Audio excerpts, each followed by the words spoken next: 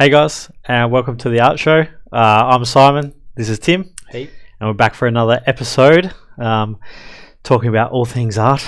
Yep. This week we've got a special guest, Alex Owen, who we'll introduce to you guys later. And he's one of our 3D instructors here at CW Studios. And he's going to be talking about, kind of his process with 3D side of things, and also how that can kind of relate to concept art and stuff like that, which I think will be pretty cool, and hopefully a bit of an insight as to whether you want to be a 3D artist or whether you're even a concept artist that, needs to kind of work on some of those skills to work with 3D artists. So, so that should be pretty cool. Yep. First up, we're just going to get straight into it and show some of the work that we've been doing this week. And let's just start with Tim and show what have I been doing? Show this. Well, I think, as I was saying, I didn't get a huge amount of stuff done because I was messing around with other non-art related things this week.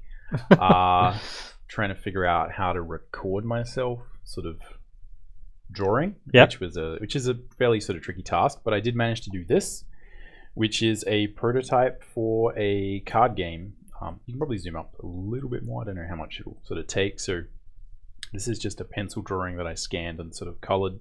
It's fairly simple, and this is just me figuring out what the card overall should look like, and sort of trying to say, if I did the art this way, this is how long it might take me to do one card, and if there's 20 cards in this game, or 70 cards or 100 cards, right? We sort of have to extrapolate that out and then sort of try and figure out, is this viable, basically?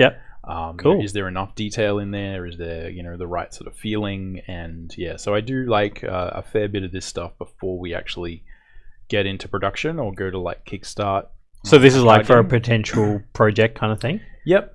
So this is for, a potential kind of card game that I'm sort of designing with someone. So we're just sort of trying to figure out how to get all the graphical elements on there, how the art will look with that, you know what I mean? Just trying to sort of fine tune a lot of that sort of basically the user interface design side of things. So that's what I've been doing. Which is actually, it's a fairly simple drawing. But again, what you'll find with a lot of these cards is once you kind of actually print them out, there's plenty of sort of detail there. So that's all I was sort of doing. This is a fairly large sort of, drawing. It's cool. Just scanned it and colored it in a fairly simple so it's actual pencil sketch? Yeah, it's actually a pencil sketch. Awesome. It's done probably about sort of A3 sort of, or 17 inches high.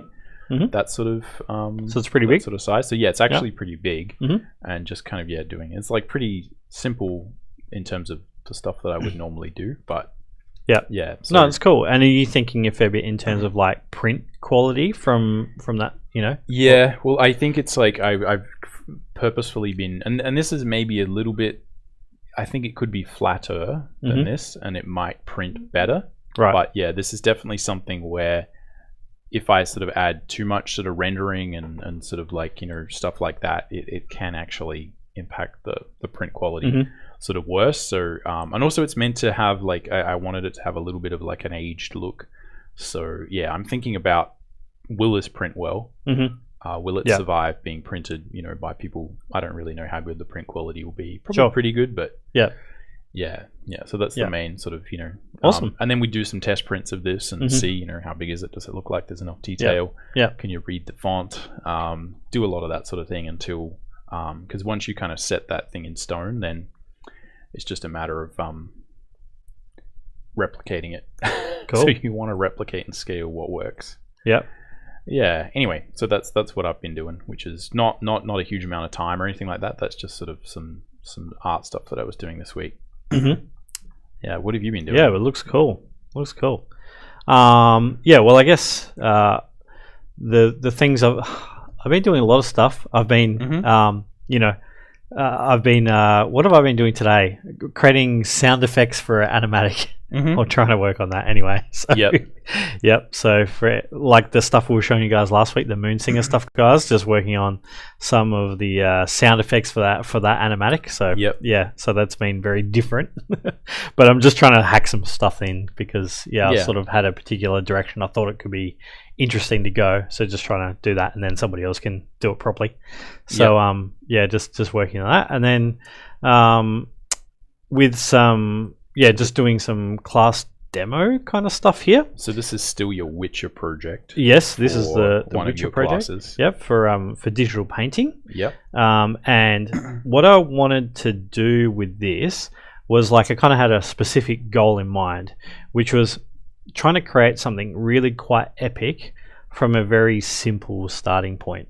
So basically what I did was just start off just with like just really basic, like 12-year-old drawings, just straight up and down, just with a brush tool, the line tool, whatever, just making some little shapes and silhouettes and things. And essentially just drawing half of them and then duplicating. We're not going to go into this today, but obviously new Photoshop, this would be very useful. Symmetry tool, because wouldn't have to copy and paste, but that'd be cool. But just making all these little elements, right? So all these really basic elements. They're super simple.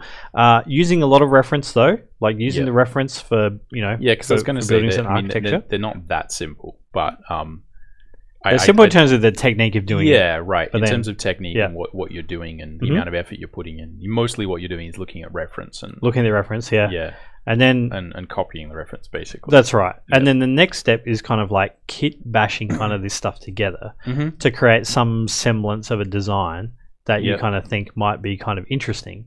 So here you can sort of see the start of this, and it still looks like crap, because it's very just rudimentary kind of thing.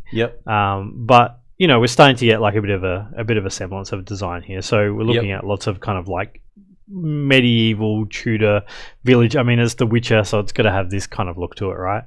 And then basically all doing from there is just going through, and you can see some of the references here. How am I going to even hide these? Let's try just so. Right. So kind of trying to again badly photo bash things together. And kind of. So it started off by just adding flats. So just flat tones. And then to separate different elements. Just to separate different elements, but really thinking about the palette and stuff. Thinking about the color palette. And then, kind of materials, so then having stone and steps and, just putting that together. And once again, this is like kind of a pretty basic start. So, I think like when it's done, it would look really cool, right? Once it's all but I think by basic, the main thing you're sort of saying is like there's nothing here that is terribly complicated in terms of Photoshop or skills or painting or, like you could essentially train a monkey to do this. Cut out this thing, copy this thing, get the stone, put the stone where the stone goes. Cool. I think the biggest thing, like all of this stuff, is just what's interesting to note is that you can, even in the class, we're going to see varying degrees of successfulness of doing this, right? So even with something this simple, you can see that there's a visual language to it that you have to learn. So that's, even though it's really simple, it's still very heavily focused on your visual library of just making a window look like a window, making the stones look like stone, all that kind of stuff, right? So even though it's very simple, it still takes a bit of practice to do. So basically that's where we got it to, and then I went from there and made a little model in SketchUp, and hopefully I can open the right one. Nope. And so then we took these from SketchUp. And so how did you make them in SketchUp? A lot of this is even like just kit bashed from stuff off the store. So you download stuff from the SketchUp just store, download stuff which from is the surprisingly SketchUp. easy. And I've done that before, and I've sort of taught sort of people how to do that. Which is, I mean, you talk about taught. It's basically like you go to the store and you click download, and then it appears in your SketchUp. It's often sort of frighteningly easy. I think in like one of the Keyshot classes where we were doing Treasure Island as a so Keyshot illustration. In the Keyshot illustration class or keyframe illustration class, I think like you used to be able to call them Keyshots now, but now Keyshots that's why I just said Keyshot. Everyone's like Keyshot, and I'm like, now it's a keyframe illustration is the better way. So Yeah, but I was like, well, you can just download a pirate ship, Mhm. you know what I mean, and just play around with sort of camera angle and sort of see if you can find some cool angles to kind of Yep. shoot that pirate ship from, and it sort of solves a lot of problems. It's the point where if you look at kind of how important it is in your life to draw a pirate ship, probably you that's a very significant task that you're not going to need to do that many times. So you can work on that to develop your skills. But if you just need it for one shot, it's really easy to just get one of those and sort of render it, and then that at least gives you that perspective of, here are the masks, this is what it looks like. Especially if you want some really interesting perspectives on it. If you want to sort of see, could I see this mast and that mast at the same time? Yeah, so SketchUp is really, really easy to use, especially for that. And what's cool is, like, these days the stuff that's on the warehouse and things is it already had textures and stuff on it. Yeah. So then I literally just threw this into Keyshot and like just put like a HDRI on it, and like this is what came out. Yeah, and it's cool. It's awesome, right? So, and it's not like perfect to what I want it to be, but with a bit of paintwork and stuff, we can really get this thing kind of working. So basically in the class, I've got to go away and kind of build up all the details and things, and so I added a bunch more models and kind of get the layout working and stuff. But that's kind of the next step, and then we just kind of like paint over that and build a village out of it. So this one is for the village. So like I said, it's just taking this building here is basically the is kind of this one here that we had. This guy, so that's that one. So trying to build something similar to that. Yep. So just in 3D. Yeah. And then and then we'll be able to do some paint overs and create like a nice little village scene from that, hopefully. And the other one that I was working on was a harbor. Yep. So doing a harbor kind of painting, kind of the whole. So one of the classes was to keep it really simple, and the other class was to go crazy, right? So with this one, it was kind of like, okay, let's just like make a 10,000 pixel canvas and like try and paint some ridiculously epic scene with boats and buildings and stuff. And so essentially like just started out with a photo. That is this, and like a more modern day. Yep, just a village kind of thing. And then I've got kind of this piece here, which I'm not even going to use. It was just like a placeholder, and just starting to think a bit of the layout of the kind of harbour area. Right. And then I actually went in and kind of modeled this stuff as well, which is this one here. Cool. And basically similar did a layout, doing a render. I just did a really quick render, so all the colours are not kind of where I want them, and the layout and stuff, but this will give you a good idea of how we can start from SketchUp and Keyshot, which is basically like point and click. There is no real 3D skills required other than point and click, pretty much. I mean, probably if you can use Photoshop, you could probably learn how to do that. It's not like you're having to you can work it out. So the next bit is kind of like getting all that render into this. So this was just like a placeholder of like what angle and stuff would we kind of like to do. So, and then going through and doing that render, and then we'll sort of comp everything into the scene and paint it all up and stuff. Over everything. Cool. And we need some boats and all sorts of stuff going on. So it's going to be a bit crazy, but we'll see how it goes. So we'll try and piece all the bits together. So hopefully for you guys next week, we can see how that reconvene and see how that goes. So it's a bit of an epic kind of thing, but we'll give it a go. That's kind of the stuff that we've been working on here. And I think sort of up next, like we'll keep all that fairly short and sharp, and we'll just introduce Alex, and he can sort of show what he's been doing as well. Which will probably be more sophisticated 3D than what we've been doing. So let's see how we can do this here.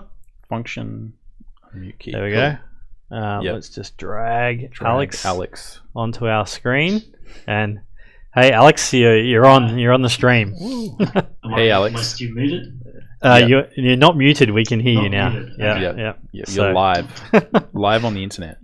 So Alex is actually just over in the office area. And we're Skyping with him, just so we. Outside of the room, That's all right. Just so that we can have 3 people kind of interacting at once. So this is our, otherwise it would get a bit cozy. Yeah, this is in our front way of the camera. Our way of doing it. Yeah. So Yeah. so please, guys, if you have any questions during the stream, type them in the chat, and we'll relay them to Alex, and we'll answer anything we can. So yeah, try and keep that chat going. So and Alex, so what are you going to show today? Have you been working on some stuff? Yeah, I've been working on a couple of things. At the moment, I'm trying to rig a character for one of my classes. Yep. So if I'll swap over to my screen if you want. Do it. And this is kind of cool, guys. So this is a concept that Tim actually did for one of his Instagram posts, and then and Alex has been like modeling it and stuff. So yeah. So I don't know, how much time did you spend on this, Tim? I reckon that'd probably be like an hour of me sort of sitting down somewhere and drawing something. So took this. This was a major project for 3D Bootcamp this semester. So we've been working from this concept, and we've built it all the way up to a final sculpt in Zbrush. And then taken it more into a technical, the more technical side, where we've remeshed it so it's workable inside of a game engine. Do you want to, hey Alex, do you want to just move your little Skype window of us, of Tim and I up the top? Because we can see that. Yeah. There we go. Okay, awesome. Cool. So currently, I'm just moving him about. He's doing the squats, just because it shows me straight away where things are completely fucked. So we can see that, he really shouldn't be doing that when he's bending down. Sure. So if I put him back up to his natural pose, this is the low resolution game, or relatively low resolution game model. So we're rigging him up so he can be animated and posed for our final render. So he can move his arms and rotate his head. So he's on his way to being finished. Cool. And so just to let everybody know, so you did this process, Alex, so you can kind of pose the character and get something a little bit more so I'm not exciting. Like a super duper rigger, but I can do enough just to get a character usable for a nice render for presentation. Because he's currently in a pretty boring neutral pose, which is beneficial when it comes to constructing the character, but as a portfolio piece, it doesn't really show the character's spirit or anything like that. So being able to then pose him up and make him look like he's performing an action is going to help sell the final image. Cool. So that's him in Maya, in his low poly. He started off after the concept. This is what we did throughout the semester. So this is inside of Zbrush. So we built him just by kind of eyeballing Tim's concept. So he's not 100% one-to-one with the concept. Because he's being done at a pretty tight kind of short time frame. This is the final sculpt. It's cool. Currently, this maybe looks good, but it's unusable outside of Zbrush.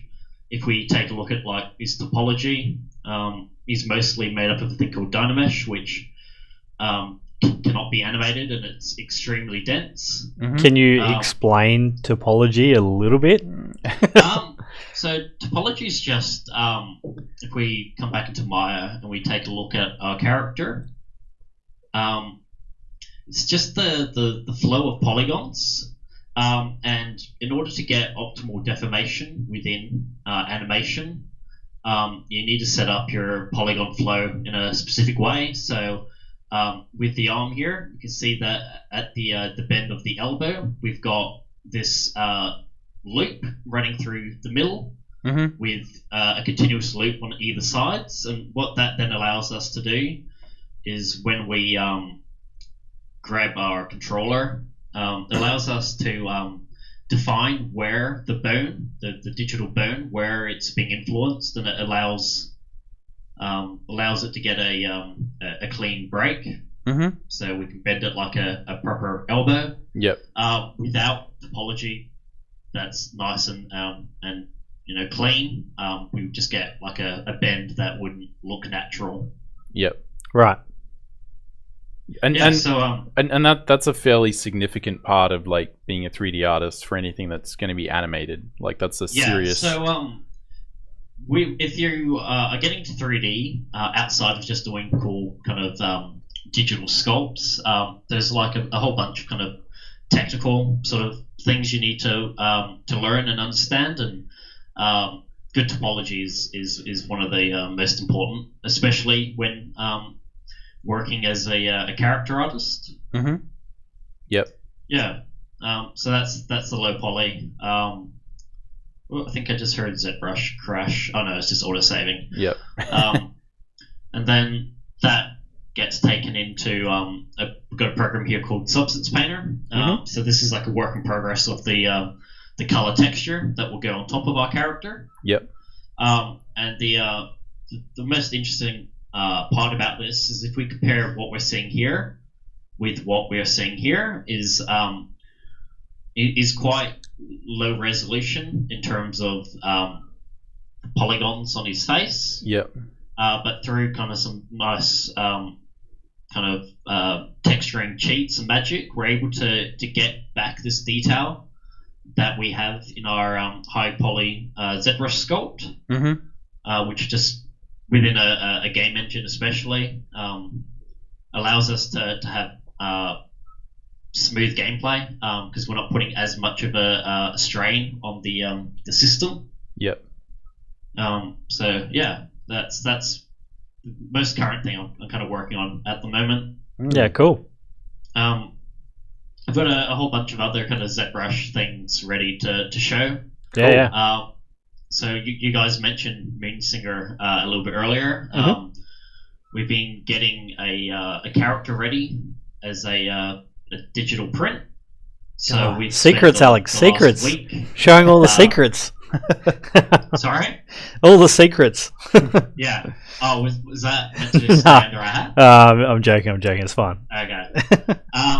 So I'm not sure if Simon's shown. I guess he has a concept for our main character before. Yeah. So we kind of went over some of this stuff last week, and we showed the whole pipeline of the concept pipeline of taking it from really rough thumbnail into kind of like a finished product. And we did show some of the 3D stuff, but yeah, I thought it could be really cool for you this week to kind of show some of that stuff and talk about it a bit. Yeah. So this is the posed high poly sculpt out of Zbrush. So this contains all of our high res detail. So not really suitable for what we'll eventually be using it in, which is Unreal Engine. And this is, I guess, to explain to everyone, this is for a 3D print statue. Yes, this is for a 3D print. Yeah, that we're working on, and it's going to be kind of like hand painted and stuff as well. So there's obviously some details that will go in there from the paintwork also. So you've got kind of like, the 3D textures and the painting and everything, and should look pretty awesome when it's done. I'm really excited to see it person. Yeah.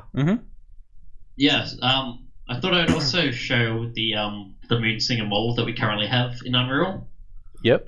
So if we open it up, this is like a more finished textured version. So this is here in one of our working scenes. And we've also got her, if I just open up this other window, slightly brighter lighting. She looks a bit creepy because she's in a default T-pose at the moment. Yep. So that kind of comes back to what I was saying before with my rigging of this character. Yep. She's modeled in this way for several different reasons, but leaves her looking a little bit creepy. So if I was to then want to put her in my portfolio, I definitely want to break this stiff T-pose. Yep. Because you want to get some actual life into it. No matter how good your actual textures are, if she's dead-eyed, it's not going to look good. Yep. But this is just inside of our mesh editor in Unreal. So, but yeah, this is the final in-game model that we've got. Yep. With textures. Yeah, cool. So the one you're using to do the 3D print from, that's just like the Zbrush model, or is that rigged as well? So, the way I built her is exactly the same way that I built the little goblin dude I was talking about. Models her up in ZBrush till she essentially looked like this, just in that T-pose. Mm-hmm. Then go through and do all the kind of technical remeshing, making sure that she's got topology that will deform. Yep. And then painting her up inside of Substance Painter, the same program that I just had open here, except that we had her in here. So this works very similar to like Photoshop, but we can paint directly onto the model. Yep. And then into the Unreal Engine, and she's currently being rigged by another rigger at the moment. Yep. Cool. So we'll be able to break her out of this pose properly soon. Yep. Yeah. Awesome. Yeah. I've got just a few other kind of ZBrush models that I can show off if you're interested. Yeah, cool. So let's hope that ZBrush. Oh yeah. So this is one of our other characters from Moonsinger. So this is one of our god characters. So he's based off of this concept here. Mm-hmm. So yeah, goes from that into this. So this is our high poly, and the main point of this is that I find it much easier to actually create characters straight in ZBrush, but it's this high resolution detail here that we can't get inside of Maya, or really not as quick or as easy. Right. So that gets done in here, remeshed, and then this detail gets projected back onto our into our textures essentially, which just makes it look a lot more complicated than it really is. Yep. So that's our god. This was a character from last year that I did for one of my my classes, which was also based on one of your concepts, Tim. Mm-hmm. If he opens up. Oh yeah, this guy.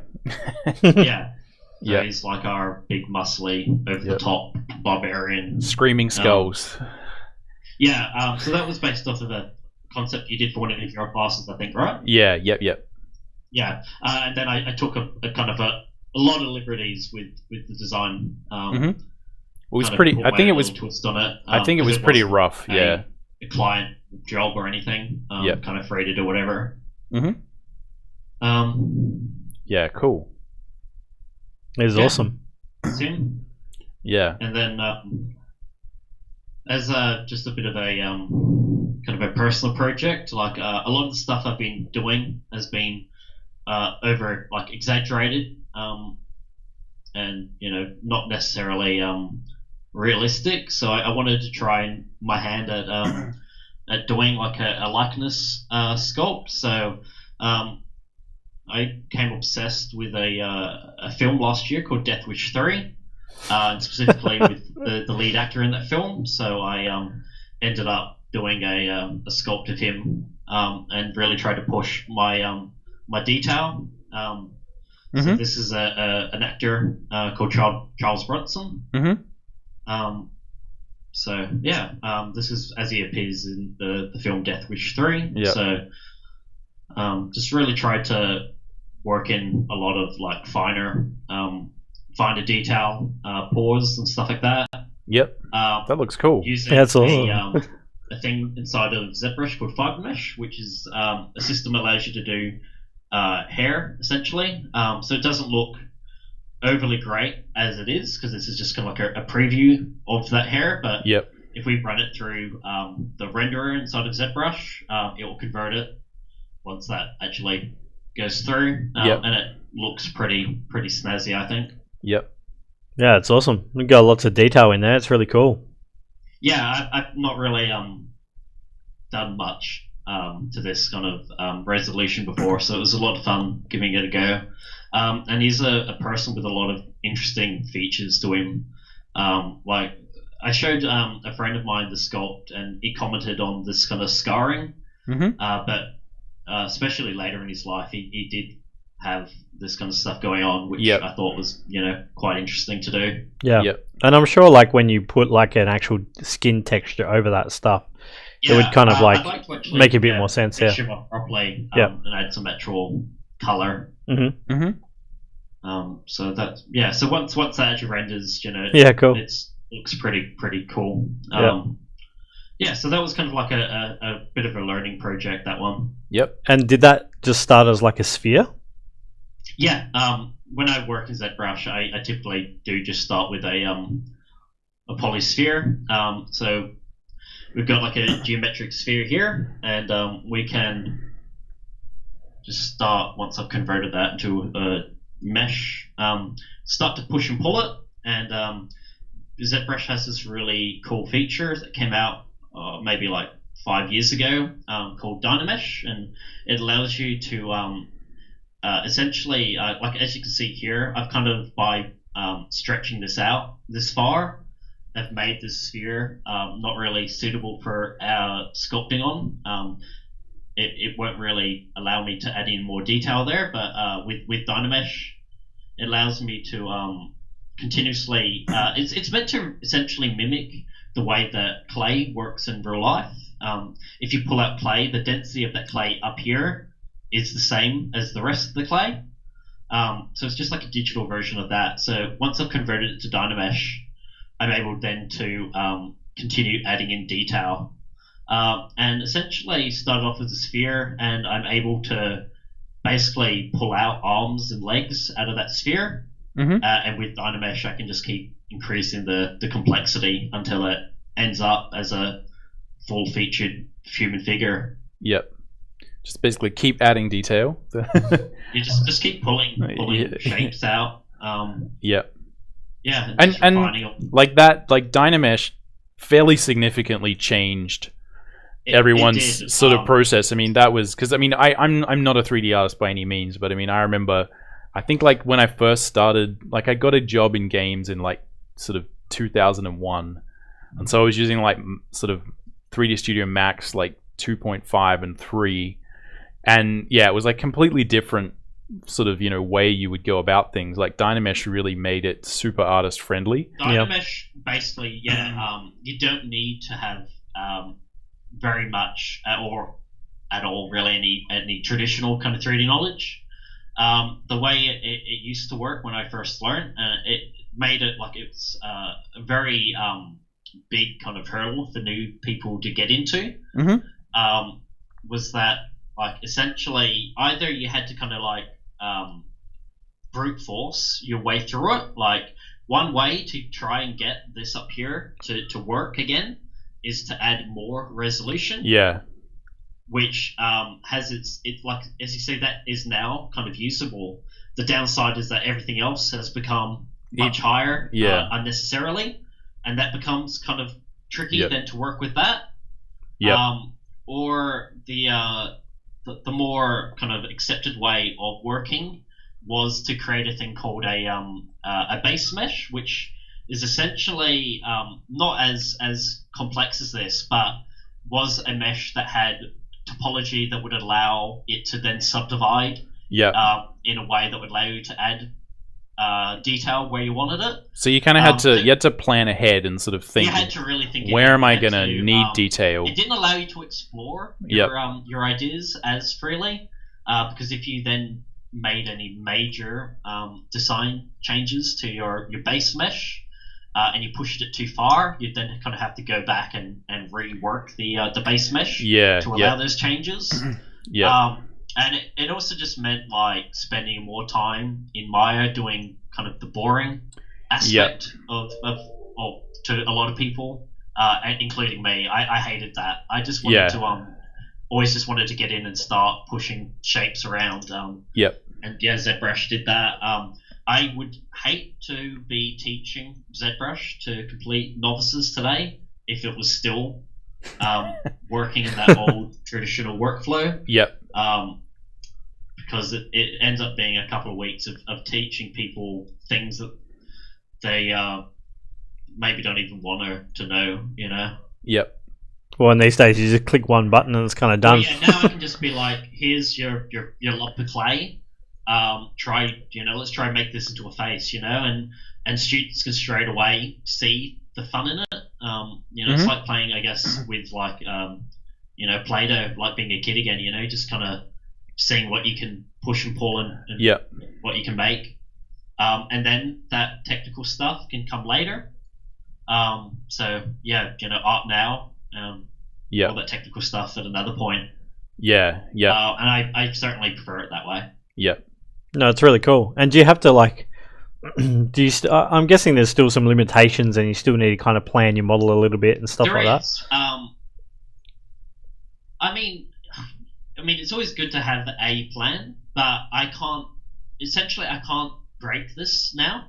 Mm-hmm. I can't take it too far where I have to completely start again. I can always just, if I want to, I could mask this off and push it back into itself and then Dynamesh it and start back from where, I was like a few minutes ago. Yep. Right. Yeah. So it's really, I just push that back in and it's no longer got that whole thing that I had. Yep. Yeah, that's awesome. If you're working on a character, I could knock back a nose and then just start again. Yep. Yeah.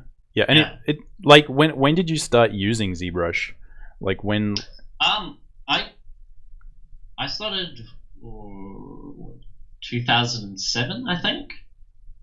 So when I started learning 3D, it was mostly traditional Maya modeling. Yep. And I wasn't super keen on it. It wasn't until I saw a video of someone making a character in ZBrush. Right. The idea of maybe becoming a 3D artist kind of really took off. Right. And as a program, it's just gotten more user friendly. I'm still in version R7. Right. R8 has just come out, which a bunch of new features that looks like it's going to streamline a bunch of stuff even further. Things that currently require me to move back and forwards between Maya. So I'm really excited to actually update and start working with that. Cool. Awesome. Yeah. Yeah. Did you have any other things you want to? I can load up some more stuff if you want, but those are the ones I had kind of open. Yeah. Cool. We've got a few little questions for you, Alex. Sure. Questions. So, what do students need to focus on to break into the industry as a 3D artist? Like, what do you think's good things to learn? And I guess it would depend exactly which field. Let's say character artist. Character artist is definitely proportions, and you don't need to be an expert in anatomy, but at least be able to get it to a point that's believable. I guess you could call it like artist anatomy. Yep. But like obviously, the better you are getting the human form, the better. Doesn't matter how like. I get it in my classes all the time where people that first start want to go in and start adding in fine details. Yeah. But if you're a silhouette and your primary and secondary forms are broken, it doesn't matter how awesome those skin pores are if the face doesn't really look like a face. So, getting into character art, main thing is getting a good grasp on people. Yep, that's cool because I guess that's kind of a similar thing to what you would say as well. So like you don't necessarily need to know every single muscle group and things, but that kind of artist anatomy. I would say probably to a certain degree that 3D artists have a higher a 3D artist. If you say like a 3D artist really knows their anatomy, like they often really really know their anatomy. Like Yep. the people who are doing, you know, those sort of hyper real kind of your anatomical sort of sculpts and stuff like that, you know, they actually know sort of medical grade anatomy. Whereas I think sort of what Alex is saying is probably more what most kind of artists, like 2D artists, would know, which is like, you know, you've got biceps, triceps, deltoids, you know what I mean? Yeah. But you're not going to that second degree where you kind of know where the veins are, and, you know, like you can sort of, you know where all the bones are and stuff like that. If you take this guy, for example, like, he really, like, I think he looks pretty cool. But in terms of muscle groups, like, there's nothing there sure. that you need to have known, you know? Yeah. It's more about the width of the head to the arms and Yep. things like that.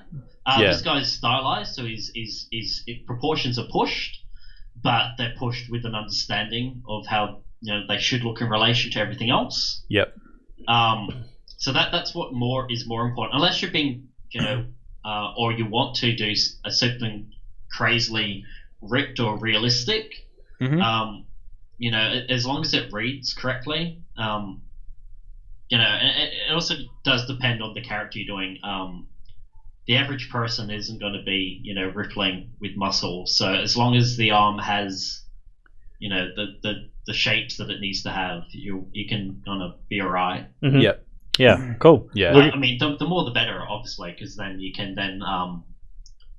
you know, really push your work or stylize it in a way that maybe you weren't able to before. Yep. I think that one of the cool things about working, say, in the game industry is just the variety of styles. You know, I think what I would say is figure out what sort of art you want to do and do it. So if you like stylized, like Blizzard-esque characters, learn to do them. If you want to be the best realistic sculptor ever, then, you know, really kind of push for that. Yep. Yeah, no, that's a really good point, Alex. I mean, we have that in kind of like our 2D class as well, where somebody might say, I would really like to work for Pixar, but then all they do is show you like drawings of tanks and guns and soldiers, and you're like, Exactly. how are you ever going to work for Pixar? Yeah, sure. Pixar-esque characters, you know, it's as valid as anything else, and it's going to get you the work you want. Yep, yeah. But I guess there's like probably, because a 3D artist tends, like the sort of, I guess the visual library that you would need, or the things that you need to understand about the world, is maybe more sort of textural, or like sort of how to get certain materials to look like certain materials, because often you are going to be working from a model sheet in some ways, and you kind of don't get to choose like the broader aspects of what the character looks like. But I feel like a 3D artist probably needs to know a lot about, you know, how do you model something so it looks like wood or metal, or, you know, I mean, to a certain degree, depends whether, maybe not if you're sort of doing something that's more Pixar-esque. What I would say is get good at Googling. Right. I'm sure that's, you know, same for 2D art. A library of reference. Yep. There's tons of stuff I don't know how to do off the top of my head, but if I know the right phrases, we were doing a character for one of my other classes based on an image you'd done, Tim, and I was trying to figure out, you know, how I was going to go about doing the pants. Yep. And the character you'd done looked like kind of like a sort of like a peasant in a way. Like, Yep. So it came about because with, say, doing fabric, the way that fabric will fold depends on the material. Yep. They folds in different way because of the different thickness and weight. Yep. So being able to find the right reference that's going to help me do the sort of pants I was looking for is really important. Yep. So I don't know. Googling is one of the most important things, and for 3D in general. You know, things happen all the time that I need to troubleshoot, or if I'm working in Unreal and I need to figure out how to do reflections on hair, being able to Google, you know, the right phrases is going to get me the job done. Which you would imagine, I feel like that's getting harder and harder almost. Like you would imagine the world is better and better at that, but there's so much more information these days.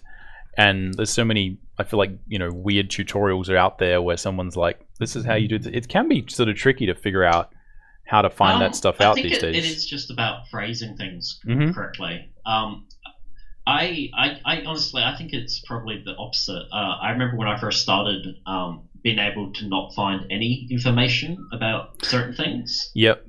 To now getting them first result. Yep. I don't think I completely agree with that. Yep.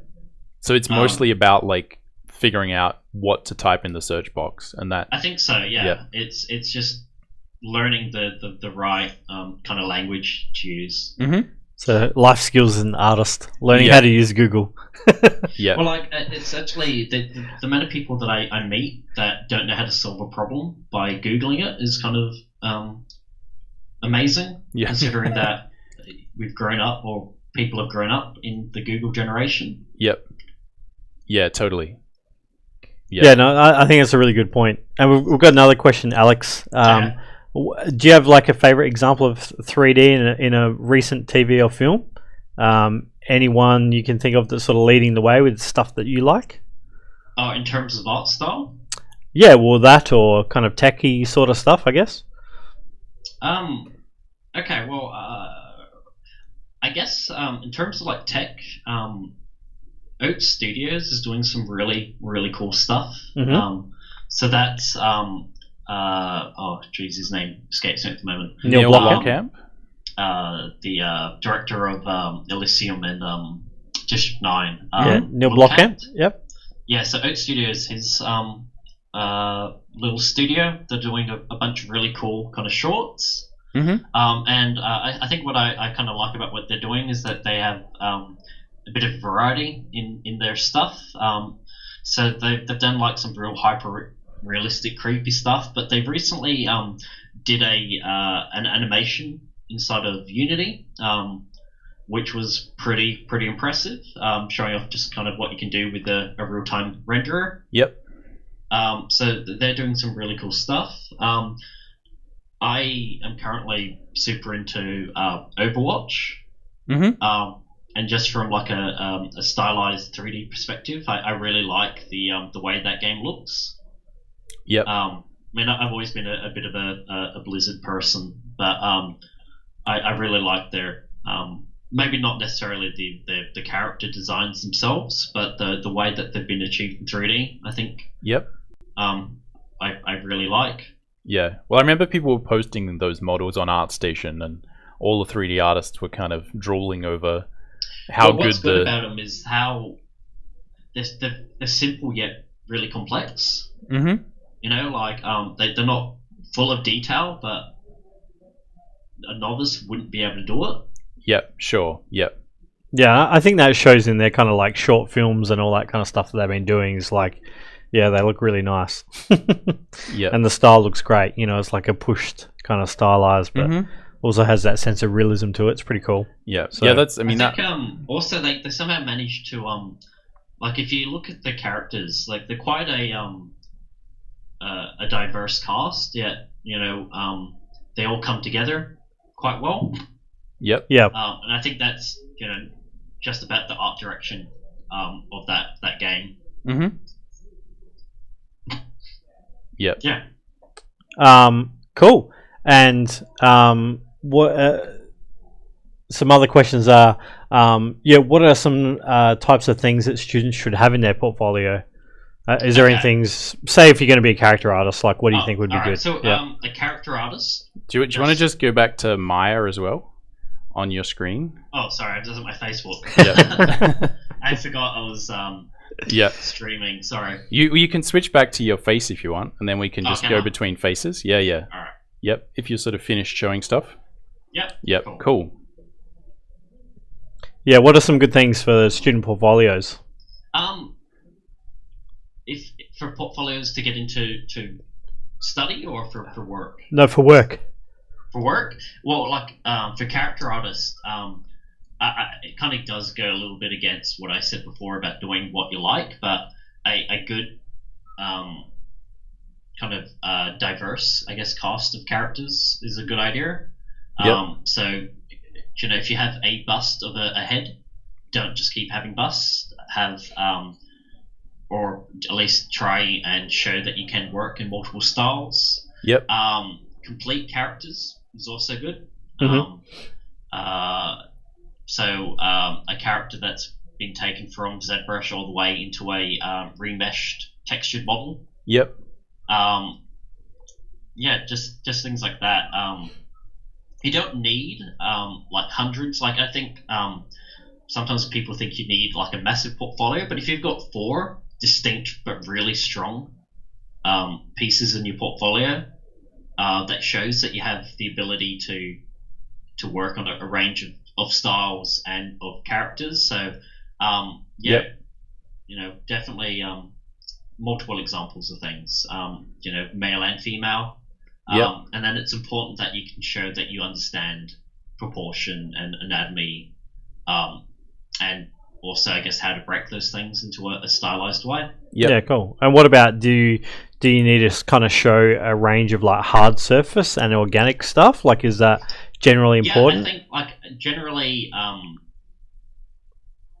like I said, just a range. Yeah. So that will naturally come with characters because they, unless you're doing just an anatomy kind of sculpt, Mm-hmm. they're going to have some sort of clothing on. So if you have like a marine type character, Mhm. he's probably then going to have, armor pieces, Yep. weapons, Yep. different kind of materials in the clothing. Yep. Yeah, so the name of the game is just to diversify and show that you can do it. Yep. But Cool. like if you wanted to be like, I guess there would be people who break down into people who do like vehicle modeling or sort of that more technical modeling and character modeling, and it would be, I'm imagining it would be rare for someone to really do both. I mean, like, definitely people can do both. Typically, you kind of, I guess, would excel more in one area.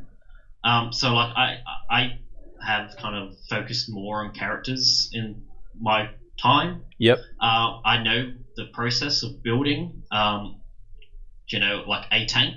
Yeah. But besides maybe throwing it in there just to show that, like, because it is good to, in a working environment, to be able to jump on and help other people. Yep. So if I was to have an example of like a vehicle, maybe have one. But like if you're applying for a character position, showing a portfolio that's cars is not going to help. Yep. Having Sure. one there to show that you do have that side, even if Yep. it's not as tight as your characters, it's not bad, but you just got to be careful that you don't, Yeah. give off the wrong idea. And I guess there's also a differentiation between what you have in your portfolio as your like key, this is me, you know what I mean, you're applying for a character position. If you did get to the interview stage and they were like, can you model a car? And you were like, yeah, here's one on my website or whatever, you know what I mean? Like that's probably, but people seem to break down into because I know that there's people who just model highly technical things sort of all day and all long and all day long. And there's also people who, there was a question in the chat room about sort of, how would you make a portfolio for sort of environment or prop modeling? Because I know that there's a lot of work relative to sort of characters in sort of, prop and sort of landscape modeling. Sure. Yeah. If you're trying to do environment modeling, I think basically build an environment. Yep. Because then, like, that's going to include a whole bunch of different, different things. Create a little set piece from a concept, or come up on the spot. Get it, like especially if you're working in games, get something built in a game engine as well. Yep. It doesn't have to be a playable game, but if it's something that you can run a camera through, yep, and it's lit and it's got the right materials and it looks like something that you would see in a video game, that's going to be great. Yeah. And do you think that's becoming a bit better than just a couple of random props? Yep. Sure. Yeah. Yeah, do you think that's becoming a bit more apparent that you need to, show it off in a game engine? Yeah, if you're working for games, then you need to show it off in a game engine, I think. Because comes back to being able to help out when maybe the environment modeling part of the job starting to wear or slow down. Having the skills to then help other departments put the levels together is also helpful. Mm-hmm. So I think it's good to specialize but not completely ignore the other aspects of 3D.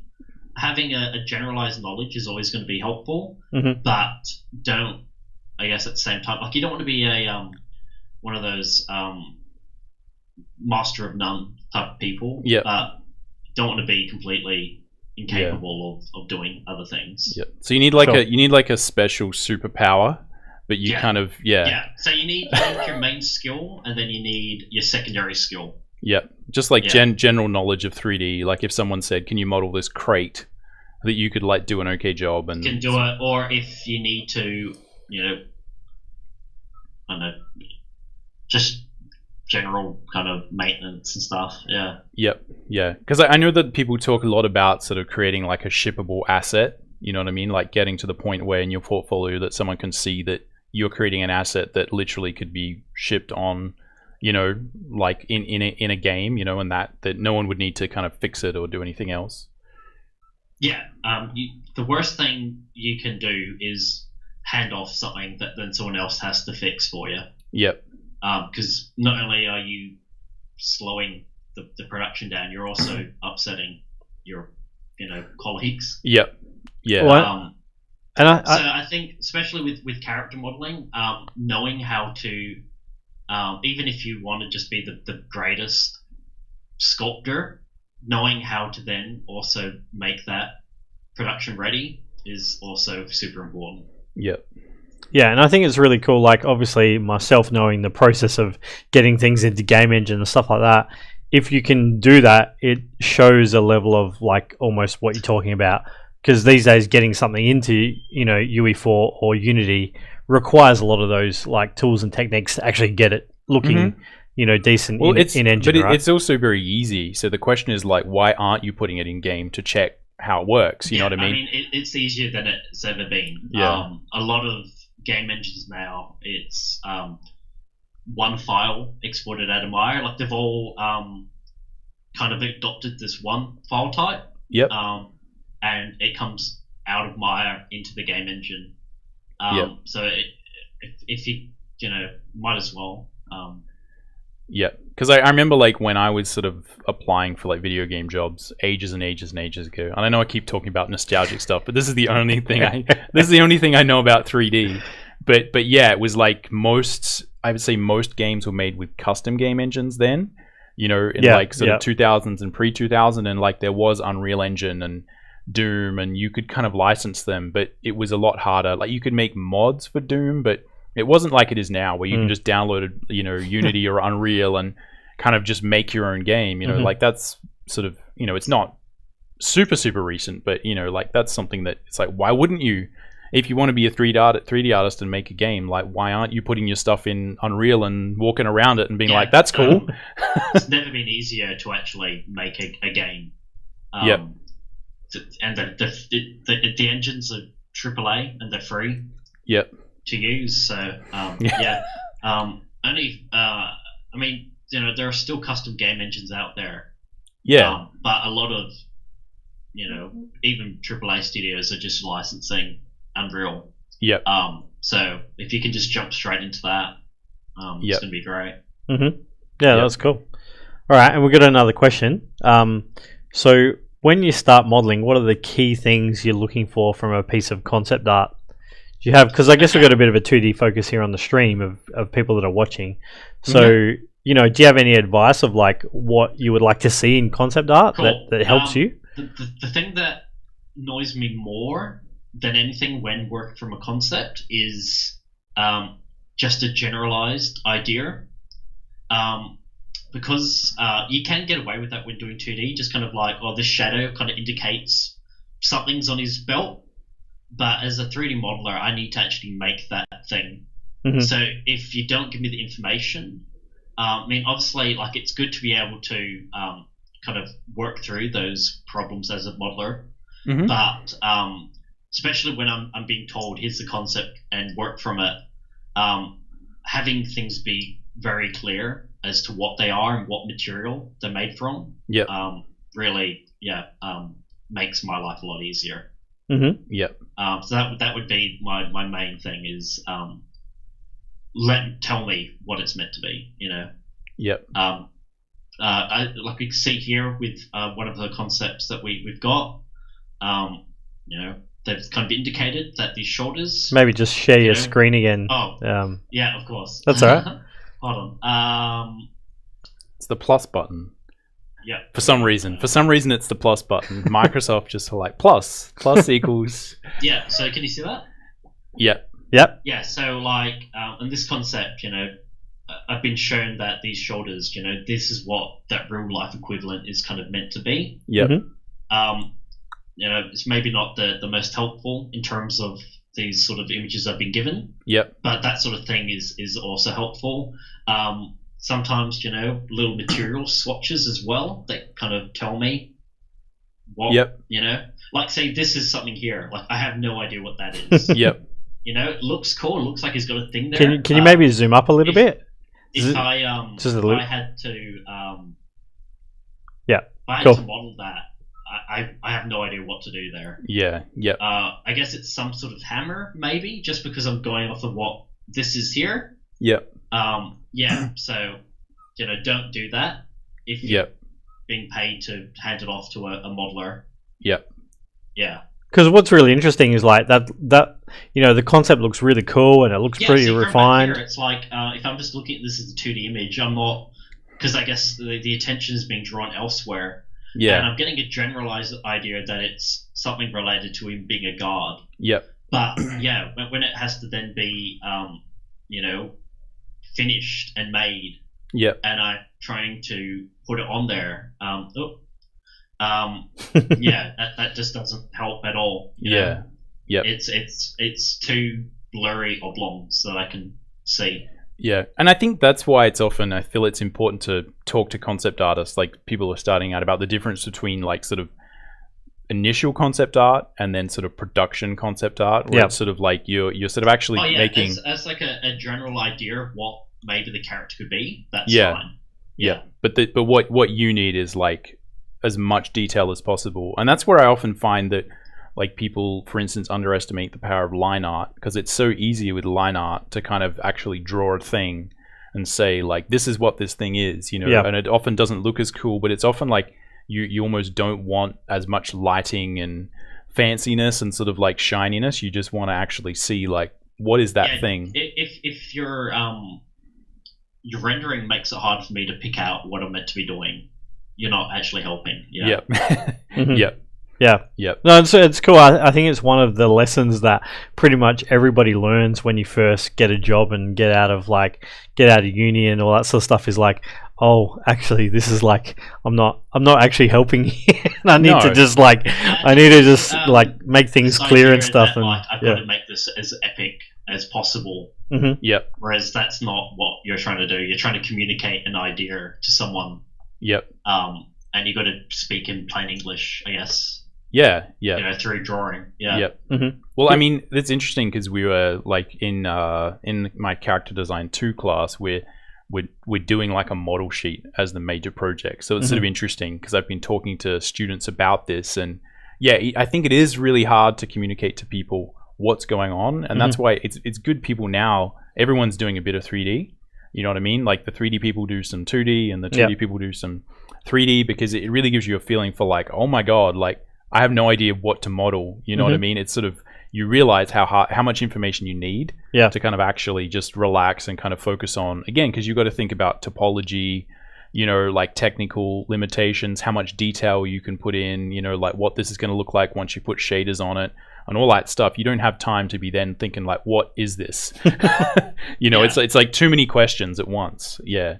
But that's interesting as well. I think it's really important to point out that often those model sheets and sort of production artwork does have call outs to real world textures or photos or like other resources, which is kind of just sort of saying to you like, this is something, you know, like they've done some of the Googling for you, you know, so you can kind of, and you could maybe do some more research and look up, you know, more sort of. It's like just a clue, like I was mentioning with your like those peasant pants, you know. Mm-hmm. If I can see that they've kind of thought, well, I think these are sort of like that. Yep. Then I can go and make the same search and find more of the same image. Yep.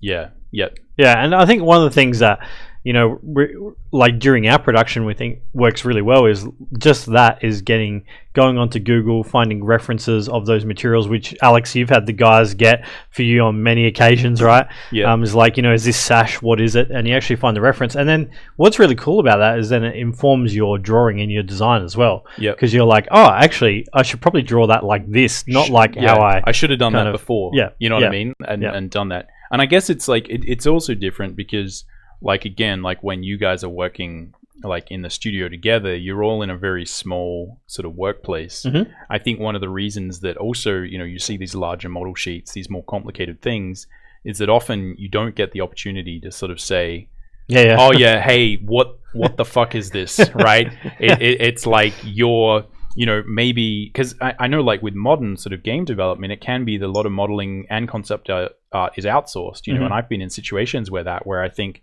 people have sort of asked for a more detailed model sheet than I think, like, you know, maybe I was like, oh, surely you'd be able to figure that out, or you can just ask me. But it's like, it may be that the modeler is in the Ukraine, or Ukraine, not the Ukraine, and there's no frame of reference, and they don't even speak English, you know, so like they can't ring me up, you know, but I mean, surely they'd have to speak English, but you know, like you never know. It could be going through some, like, you know, larger. Yeah, it could be going anywhere in the world, right? And that model sheet's been handed off. Like, sometimes you can't quite tell what is and isn't important to the concept. Yeah. Like, I could look at that thing on the concept and be like, well, they've not really shown me what it is, so it doesn't matter. Yeah. But then it turns out that it's his weapon and he's going to be using it for the you know, whole animation.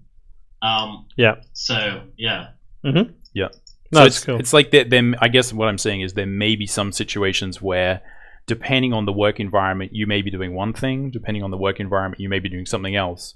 So as a concept artist, it's good to. I mean, let me know if I'm wrong, but it's good to, I would say, be able to do as much stuff on the model sheet as possible, and then you can kind of pare that back depending on sort of, you know, because it's obviously more. Yeah, it's more efficient to just sort of do a little sketch, and then if someone like Alex says, hey, I have no idea what this is, you can be like, oh, okay, here's more information. But if you can kind of run with it, then that's, you know, time and money saved. But it all depends, you know. Yeah. Well, I think like a really good example, guys, of what happens is that, say, for example, the concept artist does exactly what Tim's talking about, doing a model sheet, making sure those things are accurate. Basically, you compare that time, you know, as opposed to Alex doing a model that he thinks is the interpretation of what, you know, is what the concept is, which then goes to the art director, and the art director's like, it's not even anything like this, like, I don't know what's going on here.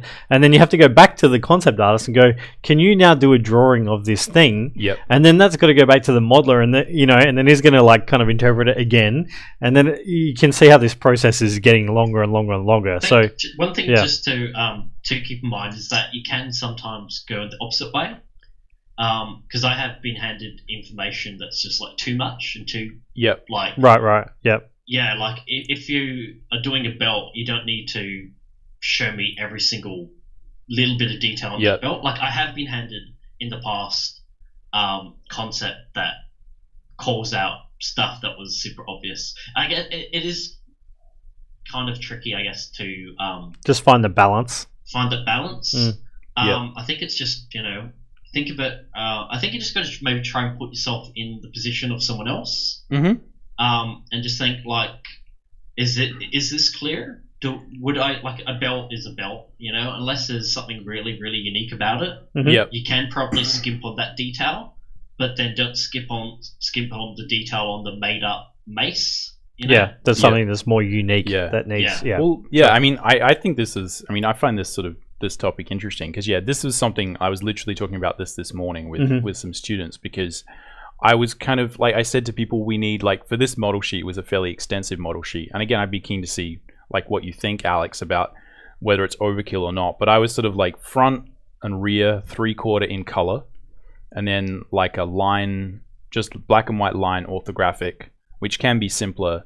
But then I was sort of saying, what I want you to do then is just do drawing call outs of anything else that you think is sort of ambiguous. You know what I mean? Because I think the reality is, like, sometimes someone's got a helmet on, and so you have to draw the character with and without the helmet, you know. And for instance, if like you have a helmet that opens, you have to draw the mechanism for like where the helmet also, opens and stuff. You have to sometimes think about how something might work in the real world, because oftentimes in 3D, you know, that might have to, like a helmet, open up. Yep. And if you've made something that looks cool, but it's in the way of that, you know, helmet flap opening up, it kind of, you know, ruins it for everyone else. You know, animator can't then animate that. Yeah. And it's just like pushing problems down the line, I guess. But the reality is, like, past those sort of basic, like an orthographic view, and like, you know, maybe a good rendered view on a model sheet or something like that, there's really, like, it just sort of depends. You have to sort of think, like, what is unclear here? Like, what do you think, what do I think as a concept artist would be needed? You know what I mean? And it changes from every model sheet. You know, sometimes you've got guys with like really chunky armor, and you can't even see one piece of armor in front of another, you know, so you might have to draw the layers just sort of, you know, to try and describe what's going on. Yeah.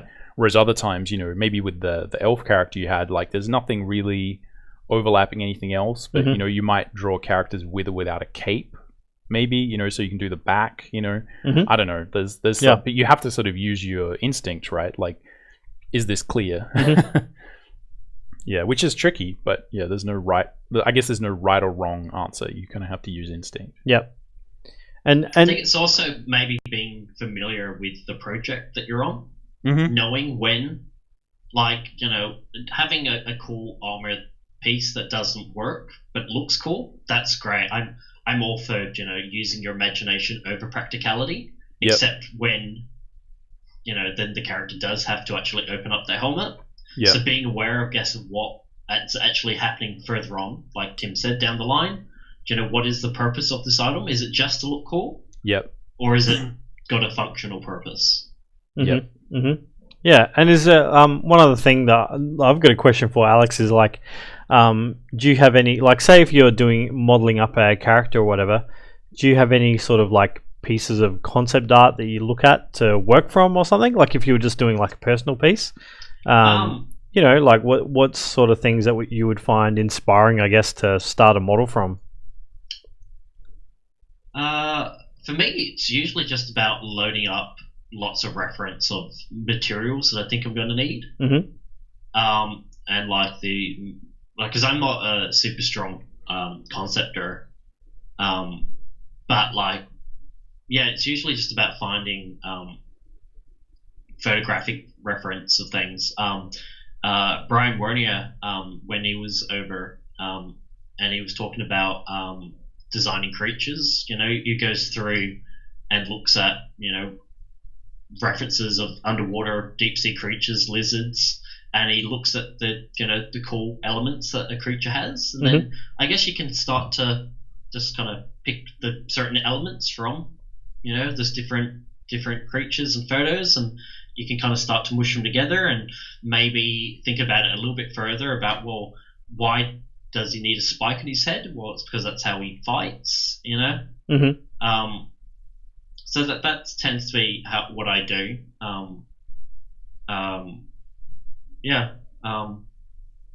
Cool, awesome. Yeah. Do you have any other questions, Tim? Well, I think there was one question which is basically just, we've kind of touched on this, but like, do turnarounds help?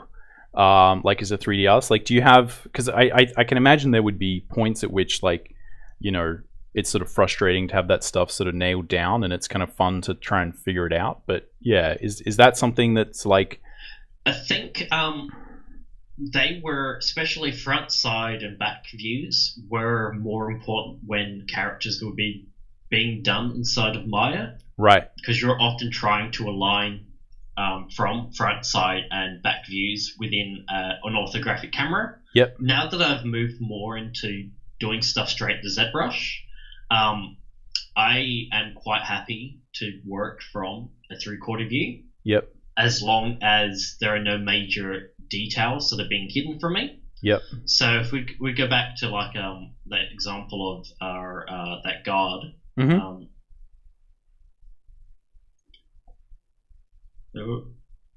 Like I work just from this 3/4 view. Yep. However, like if he had like, so we got this nice detail there. That's great. I can do that. I don't know what's going on behind him. I don't know if that detail should be continuing on. Yep. Which case, maybe it'd be good to have a back view. Yep. In terms of actually like I don't really at this point need a front and side to get like scale and proportions and line up my actual polygons to the image. Right. So I don't find them as helpful. Yep. For characters, they can be really useful for prop work though, front and sides. Okay. Because they tend to be much more, mechanical or precise in a way. Yep. I think it's because unless the character is super duper stylized, you can relate it back to general proportion guides of what a person should be. So I can kind of figure out, well, his hand's going to sit by this part of his body, and then this image says that his glove is going to be about up to his elbow, and I can kind of work that out. Mm-hmm. But with a hammer, or a sword, knowing the exact placement can be a little bit more important because it's not going to translate to a real world example necessarily. Yep. Cool. I think that the key is for me, I prefer a really good 3/4 image, and then front and sides that show me any extra detail I need. Yep. Right. I'm not, I don't need perfect front and sides, honestly. Right. That's me. Yep. Unless there is a good reason for it. Yep. Mm. And do you think that sort of stuff is more useful for like people that are starting out modeling a little bit more? I think potentially that is could be the case, especially when maybe you're still learning the structure of the human body and where arms should sit. If someone gives you a side view that says put them here, then that is going to be helpful for someone that's new. Yeah. No, sure. And I guess part of it is like, it's funny how, we're talking about that kind of like balance before, because sometimes on projects, you'll have 3D artists that are artists themselves. Yeah, sure. And, and the art director will want that 3D artist to actually like do some of the work as well and put their, their kind of like, their sensibilities into it as well. Yep. So I guess you're right. It kind of depends, and it might be a case of like because say for example you're doing something with like Naughty Dog or whatever, where they've got a whole bunch of really highly paid 3D artists that are amazing artists in their own right, and they're in the studio with the concept artists. I think and in stuff. That scenario, the whole thing is designed around them sitting very close to each other, and you're talking to each other, right? And we were talking about that before, where even with Alex on this project, is that we can talk to each other and just say, hey, change that leg or do this, and sometimes you don't even need a new drawing for it, right? Yeah, sure. But I think sometimes with what Tim was talking about, where potentially you could be working freelance on a project where you're not connected with the artists and things. If you don't have a direct line or conversation, then a detailed front and side could be all around. Just more appropriate. Yep. No, that's cool. Yeah. Awesome. Well, I think that, I find it sort of interesting because I feel like one of the reasons I get people to do like orthographics as 2D artists is I feel like it kind of flushes out any ambiguities that like a concept artist may have about their own model. Do you know what I mean? It's very easy to kind of do that thing like you were talking about, Alex, where you kind of just draw something at the belt and it's kind of like, it's good enough. You know what I mean? Like that she'll be right, and then, a modeler is sitting there looking at that and like, what the hell is that? And I find like just getting people to do their own orthographic really kind of makes them realize like, oh my God, what is that? How do I even draw that? Yeah. You know what I mean? So it's kind of like, if you don't do 3D, I feel like it's a really good way to kind of just make sure that maybe like, just in general, your work that you're drawing is sort of proportional, that you have some idea of like, like how things are wrapping around the character and that sort of thing. Yeah. So I find it sort of useful anyway, because it sort of just improves people's drawing understanding. Yeah, cool. Yeah. I think if you are going to be providing front and sides, you do need to make sure that your front and sides match up really. I think that's what Tim means. Yeah. Like if you give me a front and side, I'm going to use that front and side. Yep. And there's nothing worse, getting something looking perfect from the front. Yep. And then switching to a side view and finding out that it does not work at all. Yep. Because that just can it's making it even worse. My brain melt when I'm just trying to figure out what's going on. Yeah. Especially when I guess you're sort of liable for reproducing that accurately. It's like, whose fault, is that if it, you chose the wrong bit to pick from the front side and the back side and stuff like that. Yeah. Yeah, that that would be super frustrating if they don't line up. Yeah. Yeah, cool. All right, well, I think we'll kind of wrap it up there. It's been awesome, Alex. Really cool insight into the 3D side of things. So it's really cool. And excellent. Yeah, and hopefully we'll see you back on the stream sometime soon. Oh, I mean, I am just across the hall. You are just. All right. Cool. Thanks, man. Awesome. Good chatting. Thanks, Alex. Cool. Okay. Have a good one. All right. Yeah, cool, guys. So, I think what we'll do is, if you have any last questions, let us know. But I think what we're going to do is have like a 5-minute break, and then we're going to come back and Tim's going to do some demo. Do some demo. Yeah. Yep. So maybe we can do a character that Alex can model. Okay. Sure. We'll try and link it up somehow. Yeah. So maybe, I don't know, if you've got some ideas for what Tim could draw, please sure. Let post it out them up during the break. Do your worst. Okay. All right. Thanks, guys. See you soon. See ya.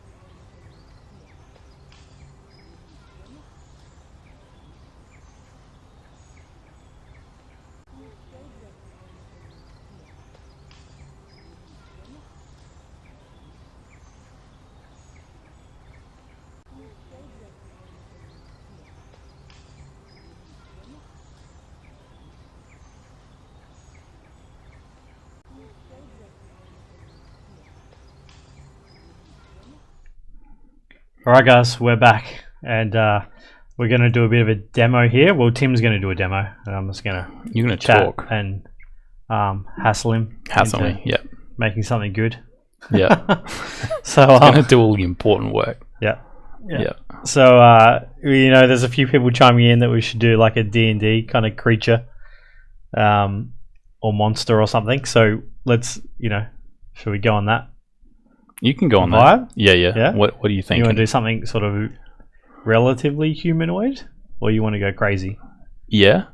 But you got a lot of D&D creatures. Yeah. Aren't designed to look good. Well, let's just make one. They're look conceptual. good. Yeah. Well, let's just make something that's it's a creature for like a D&D video game. Yeah. Yeah. Well, I was saying we could do like a Skaven style, like rat creature, which is sort of mixing some of those things together. But maybe can you make it more interesting? Well, I think that sounds pretty cool. Well, like, is there something we should add? Maybe add something. I don't know. Does anyone want anything added? You can think about it. While Tim's setting up Photoshop. Yeah, here. just while I'm setting up Photoshop. Getting everything sorted. Yeah. We do have a minute or two, guys, to chime in with some ideas. Yeah. Yeah, we're just setting up. I don't know why we keep having to set up Photoshop. But I'm just gonna... A were-rat? A were-rat. What's a were-rat? Is that a werewolf combined with a rat? Well, the question there is like, if you're designing a werewolf, do you design the werewolf when they're not a wolf, or when they are a wolf? Sure. Yeah. Well, let's when it's a wolf. A were-rat. What about like an undead kind of rat or something? Is it a Skaven? Is that what you I think that's like the Warhammer style, right? Like sort of like rat creature style thing. Yeah, which is kind of... Yeah. Why don't we do something like I mean, I can make stuff up. I'm just... Courtney says a wolf man.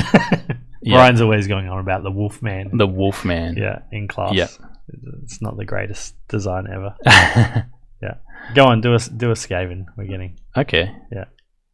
Let me edit. Yeah, I think this is like totally changed all of the preferences. So what is... How about you could look for some... Look for some rat reference. Okay. But yeah, I can't really look while you can do it on your phone and just show me. Like, okay. Can you send it to the Trello board? Probably. Let's have a look. This is exciting Twitch stream moments. Me looking on my phone for references. Right. Oh, okay. A Skaven thing's pretty cool, right? That's cool. Yeah. Yeah. Sure. So it's kind of like that. I guess they kind of look a bit undead and stuff, don't they? Well, we can make one like, maybe we could make like a Skaven warlock, which is a Skaven warlock, which is like a... That sounds cool. This sounds like something that Tim's been thinking of earlier. Well, that's what I'm saying. Is I'm like, no, I'm not. But yeah, that's why, like, make it challenging if you want. That's all right. This is sounding good. Look at that. Yeah. That thing's pretty cool. Yep. Yeah, so Skaven is like a crazy rat creature, with like spikes and horns, and armor. Yep. And I think again, like part of the like it's kind of like a were rat and a were bear and a were sort of thing. And they've got horns. They kind of got like show. Yeah, and that is like undead. So you guys can Google Skaven. Yeah, I mean it's fairly simple. This is what Alex was saying to do: is get good at Googling. Let's have a look. That thing's pretty cool. Yeah, so it's sort of like rat-esque. Rat with a hood, with horns. Sometimes they're wearing like a crazy armored mask that has horns. Yeah, and they've got like a cape. Yeah, a crazy sort of like worn cape with a some type of big weapon. Yep. Axe kind of thing. That sounds pretty cool. So the trick is like with this is to get some sort of like to get the, because like Alex is talking a lot about proportion, right? Yeah. And I think one of the keys to sort of understanding, you know, all of that proportion is just to kind of get, how do I get that back? Yeah, it's just to kind of get like the skeleton right, I guess. So if I can sort of get the skeleton of this guy looking okay, then the rest will sort of follow. So I'm sort of thinking about like where the sort of rib cage is, right? That's like, kind of really cool because like with the Inktober stuff, been seeing heaps of like Darren Quatch stuff lately. Mhm. I remember he kind of talks about when he's doing a mech, he almost puts like a little like mannequin Mhm. in there to start with, and then kind of it's the same process, right? Yep. Yeah. And I guess even when you're starting a 3D model, it's a very similar thing where you're just basically pulling out spheres that are essentially kind of like a skeleton, right? Or just the underlying structure of the thing, and then you're just building everything on top. Yeah. Well, I mean, it's important like for the to get like the rat, right? Like it's like where are the hips, right? Like where's the balance? Because one of the things, you want to do if you're sort of making this something that could actually work is trying to think about, you know, how it would articulate, you know, because that's gonna really help us if we sort of get that half decent to begin with. So this is sort of what I'm thinking about from the side is how it would kind of stand, and where the sort of, you know, the bulk of the weight is going to go.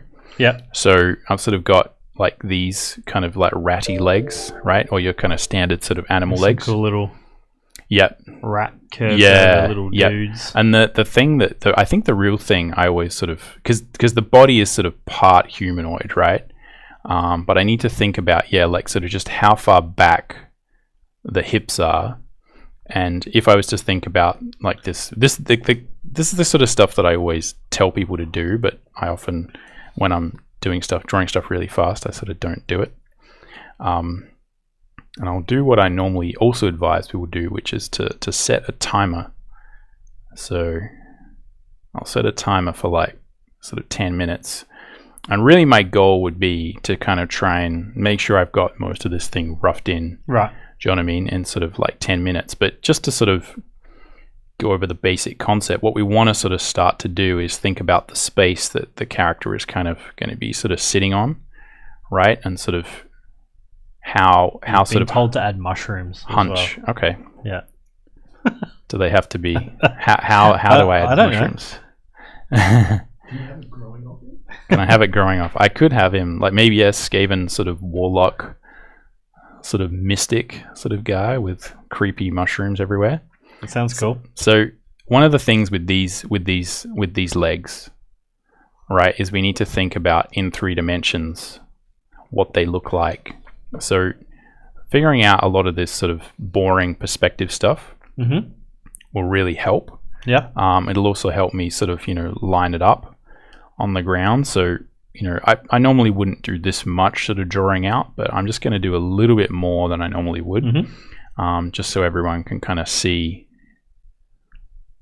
sort of like how I'd sort of handle this. And again, what I'm trying to think about is silhouette, and to a certain degree when we're doing like a 3/4 like this, interesting, again, like a lot of the things Alex is talking about are things I feel like that are just good drawing.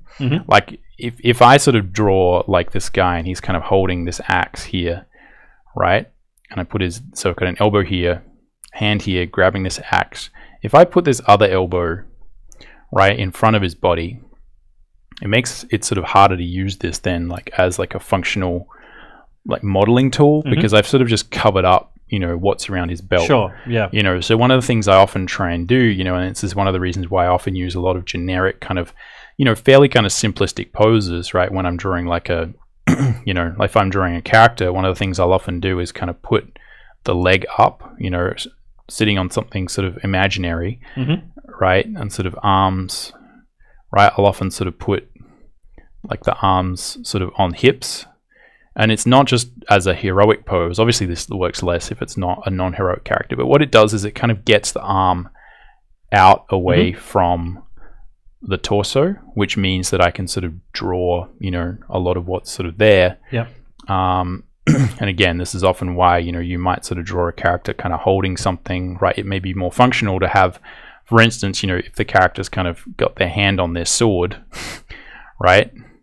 Like this way I can actually draw the sword, you know what I mean? I can draw that. So it's like not like a fancy kind of cool pose, but it really allows you to just draw one drawing, you know what I mean? Yeah. So, and I think that's often one of those things that... So that's interesting, right? It's like you're kind of making yourself do more work by covering things up, because you're going to have to draw it at some point. You're going to have to draw it again. Yep. Yeah, it's very hard to kind of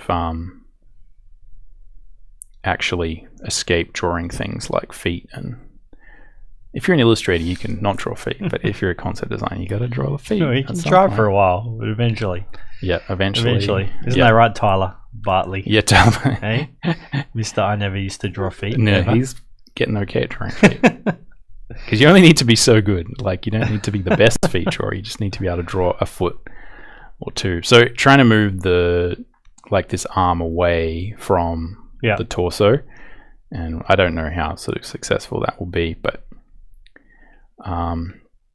again, thinking about where these things are going to be on the ground, because that just kind of helps me with the construction to sort of do that. And again, I've got my sort of like rat feet coming out, still making sure that they hit the ground at the same point. Now we need a tail, so what I need to do is I need to sort of locate this point on the ground, right, which is kind of behind here, and I can sort of say, well, this tail is going to sort of land behind him or her or it, right, and then kind of maybe sort of curve around or do something like that. But that kind of lets me position the tail, you know, and I think that's going to be roughly okay. Do you know what I mean?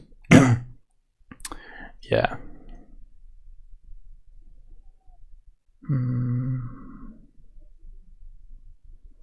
Yeah, it's cool. And if you have any questions, guys, just let us know. Yeah, let me know if there's any other topics you want us to talk about or anything. Please let us know, because I can chat about things while I'm here, not drawing. Yeah, Simon is free to chat. Yeah, so I'm not sure exactly what kind of. Well, it's cool. So in like 5 minutes, you've already got a whole bunch of stuff kind of drawn in. Yeah, yeah. Well, I thought I'd cool. Normally if I have 40 minutes, I'm sort of, I try and we don't have time for this basically, but I've got a little bit more, so I'll burn it doing this. So another thing that might be helpful is if I sort of still keep the last step, sort of so you can sort of see it. And normally I probably would try and normally I might just kind of keep working, or I wouldn't do that much sort of sketchiness. I'd try and make this as sort of as complete as possible. But one of the things that's really sort of beneficial is just getting really good at doing that redrawing thing where you kind of just say, you know what, I did a really sketchy drawing, and now I'm going to kind of make it less important, less sort of opaque, more transparent, and then we'll kind of draw over it again. And it's kind of like if you were doing that traditionally, you could do that first step in marker or just, really light pencil. Yep. And people did, or use a light box, like a lot of artists got really, really, really sort of good and comfortable just sort of using, light boxes all the time. I know this is a really cool kind of trick that Carlo Aureliano used to have. It's like he would say, do the drawing on paper, and then he'd literally like flip the piece of paper over and just draw on the back of the paper. And then you're like flipping your image and, getting it, redrawing the lines kind of tighter on top. And I was like, that's cool. Yeah. No, that and that stuff makes a big difference. So I feel like maybe the head. Do you have a rat head or a rat skull? Oh, a rat skull. I feel like any of those kind of working. They're quite cute. How about we do this on here, and then you can do it for a bit. We'll look at some reference. But I'm thinking like rat skull or something maybe. Rat skull. Yeah, cool. You want this on here, and then you can Yeah, you can sort of see. I'll let you. Yeah, awesome. Cool. Yeah, so you can sort of see like the shapes that are kind of created, right? Mhm. They've got this kind of really, really cool sort of gnarly skull.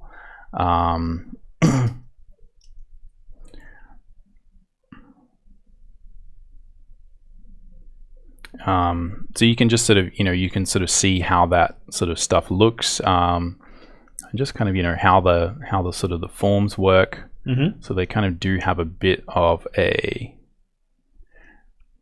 You can put it on the other screen if you want. No, I'll be all right. I just need to remember that there's always like a couple of key sort of things about any, and I just need to sort of remember like one of the key things about the rats is that like the top teeth kind of face on this angle, and then the bottom teeth, like they're not close like our teeth are. Yep. They're sort of way back, right? And then there's sort of other teeth sort of back here. But I mean, I'm going to draw this guy as if he's like a bit sort of undead, I think. And the other thing that is like important is sort of where where the eyes are. So, the eyes are kind of at this sort of, they're a little bit sort of forward, right? More kind of like here. And to a certain degree, we want to sort of exaggerate some of those forms. So Simon's brought up some of the Skaven sort of like art, which is again, like, a good example of kind of how this stuff can work well.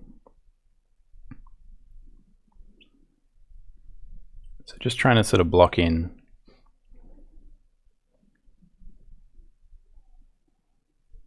the overall sort of look. So the other thing to look at would be like, how do the ears go? So the ears kind of go, sort of out,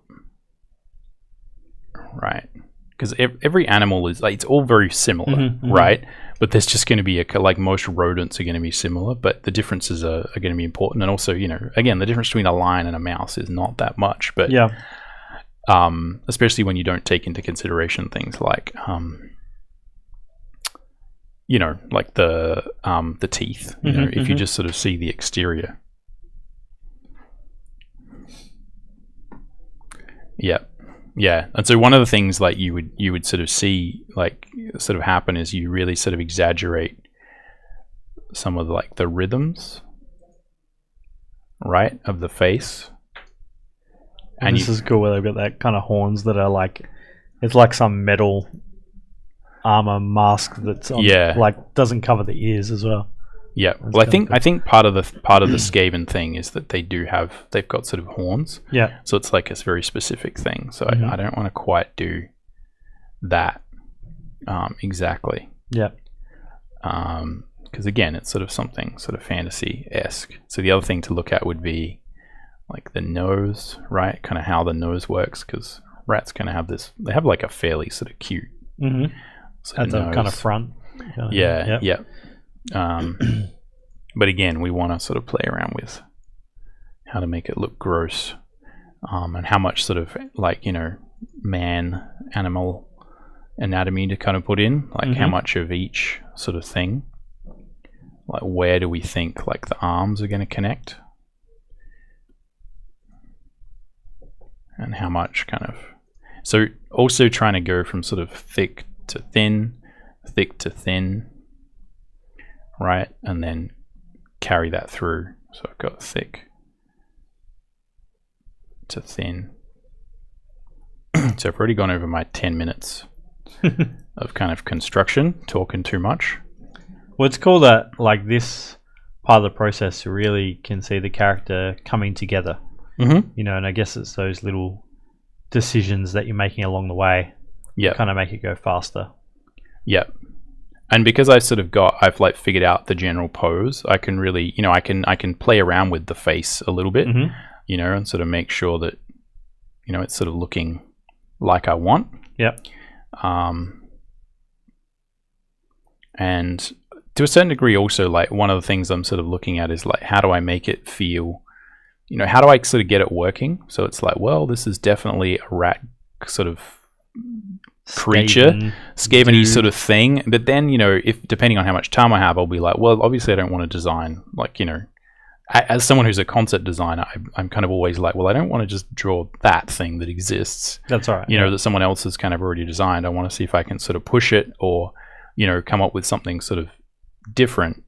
Just because almost that's just make like, something unique. Well, it's just habit, right? It's like, and I think like a lot of illustrators are very good at sort of matching things to model, whereas I find like that's actually quite difficult for me. Yeah. To you know, get that sort of happening. You know, I'm much more like, I could just, if I just drew it like this would be sort of, you know, more interesting. Yeah. So is he going to have you think he's got like a cloak or anything? Or because you were talking about a bit of a, what was it, like his, I've forgotten the term. Like a warlock. Yeah, like a warlock, right? Or something like that. Yeah. Yeah. So I'm sort of thinking. I always feel they're a bit kind of like darker and grimier and, you know, like sort of super creepy and stuff. Yeah, so it's more sort of, you know, like a creepy sort of black magic sort of sorcerer sort of thing. But I just wanted to kind of just refine that kind of construction. So, you know, now, you know, if I sort of if we take this one, let's separate all these. So I can just sort of show you I can just show everyone the previous step. So that's kind of like what it was looking like before. And you can sort of see how I'll tweak it. But yeah, this is a fairly high-res file, so we'll see how this computer handles it. We'll be all right. Yeah, because you can. I have faith. You can just sort of start this, you know, quite easily on a small file and just do these. You know, if your computer doesn't handle this that easily, then, you know, just start it on a smaller, you know, on a smaller scale. But yeah, I find one of the things that really, helps, like if your computer's like some old laptop that really doesn't handle things, is the res, like is making things like, instead of it being 300 DPI, just making it like, you know, 150 DPI, like A4 sheet, you know, and it's like just that. I mean, I know what it's doing. It's making less pixels, but like it really does help with the performance of the machine. If you're having those problems, hopefully you're not. No, I mean, it's and you know, people used to have to do all sorts of crazy things. I definitely remember those days. You know, it would be sort of. I distinctly remember. I remember doing a banner for E3. For a game, and it had to be a certain, I can't remember how big it was, but it was big, and literally I think it got up to taking 27 minutes to save. And that was back in the day when you couldn't work while it was saving. You would just like hit save and it's like, okay, I'm going on a break. Bye. And you know, you had that whole thing of like, because things would crash, you wanted to save pretty regularly. But you also didn't want to save because it was going to take half an hour every time. It's kind of crazy. It's amazing how far things have come now. They just, you know, I mean, even on gigantic files now in Photoshop, you know, they take maybe a minute to save, and you can still work on it while it's saving, kind of thing. Totally. Like it's pretty cool. It is awesome. It's like, I mean, it's like like Alex was saying in terms of, you know, like as soon as you have Dynamesh and Zbrush, it's like. Game oh my changer. God, game change. Like literally, you know, because I remember liking the idea of 3D, but even the concept of sort of working your topology, you know, used to be like a huge pain. You know, and people like nowadays, like the old school where you do it just sort of by box modeling, right? Or like point modeling. But, you know, they used to be, you know, people would sort of do that. You'd have to learn how to do it in NURBS and, you know, crazy. all those kind of like patches and those things would break. And like, you know, to a certain degree, if you kind of got stuff wrong, you know, game over. Because I remember like kind of being in uni when, you know, like all that kind of stuff was pretty new, and like kind of environment sort of modeling, like kind of, you know, rooms or, you know, crates of things was relatively artistic in a sense, but doing a face was just, it was like you needed to be like a kind of engineer or something. You did. know, like it just the way you had to make like edge loops and stuff, and then they had to all line up, and you just somehow make the space that looked like a total piece of shit. Yeah. When you were finished, it was like, why would I even want to do this? Yeah, there was like a significant technical barrier to entry before you could, I guess, and it did seem like. I mean, I remember seeing people who would do like crazy speed sculpts with box modeling, and they kind of figured out sort of how to do it and how to have that creative thing, but it was nowhere near what it is today, where you can literally say, like, because we've got people who are first year straight out of high school jumping in and sort of being like, bang, I modeled a thing. There's like I modeled a thing, and I know people, I'm like, you couldn't do that, sort of. There's like 12-year-olds using like Sculptress and stuff, it's like, exactly. It's amazing. That, it was the barrier to entry was so severe that I feel like, Pete, you really needed to know that you wanted to do this, which is awesome. You know what I mean? Because I think that, like, really, sculpting has like for a long time has sort of actually been like a significant part of like an artist's vocabulary, and was very much sort of linked to 2D art. Well, a lot of the famous sculptors were amazing artists as well, right? Like painters. They were painters and sculptors. Yep, you had like Michelangelo. Did lots of things. And it is very fun to sort of sculpt, but often even doing it traditionally, there's a significant barrier to entry in terms of just buying stuff, and the armature process, if you actually want to sort of do a character, there's lots of technical things, lots of bits and pieces that are sort of, they're not that bad, but it's not like you can sort of say, I just want to try and do this, It's often like a huge fuss. It's starting to look pretty cool, Tim. Yep, but I'm running out of time. Character and stuff to it. Running out of time. I feel like he kind of needs. He needs sort of some. Are you going to do some horns or something? Or it needs something. So again, if I'm ever trying to do that, I just sort of copy. I Control J, like duplicates the layer, and I just hide the one under it, and now I can sort of say, well, let's maybe see if he, maybe there's kind of like I always like the idea of maybe, maybe there's some sort of if I sort of Google like bird skull or something like that. Say he's like wearing a skull on top of his head or something. Yeah. Well, the question is kind of like what sort of skull is he sort of wearing?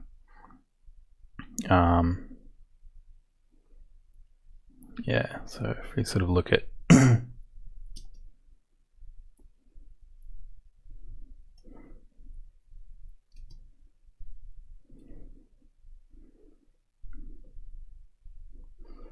so it could be, like he's have some sort of crazy big sort of, that's cool with the horn. Have a giant horn. What is that? Then you get your horns. Oh, it's just a chameleon. Yeah. So you kind of have like something like which way did it go? Yeah, the other way. So it goes up. Yeah, and then kind of the mouth is underneath it. Yep. So like you sort of have sort of like, and then these sort of big skull. The problem is like sometimes stuff looks so weird that it doesn't really look like anything. So you've got to sort of say like, is it recognizable? Like sort of as a skull, or to a certain degree, like does it matter? As long as it's spiky. Yeah. Right. Like who cares? Where was that eye? I feel like that eye was in a good spot before. Just kind of there.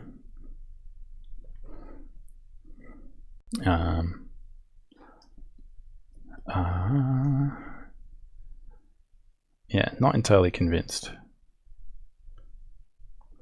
So maybe I'll take that one and see if I can kind of move it around. Maybe if it was like back a bit more. Photoshop. Photoshop, yeah. Yeah. Although, but I feel like the line of this is sort of quite nice. I'm sort of, Why don't you give him like some eye sockets or something, or he's like he's looking through the sockets of the skull. I think it's got to be a bit. I think it has to be a bit more like that. Like something like I don't know what is happening here, but I feel like you know, there's some sort of bone, sort of armory thing. I feel like it's just going to be like that. And to a certain degree, like, again, this is not production art. This is the initial kind of, you know, like idea sort of space version of it. So we can be a bit more, I can not care exactly what this is.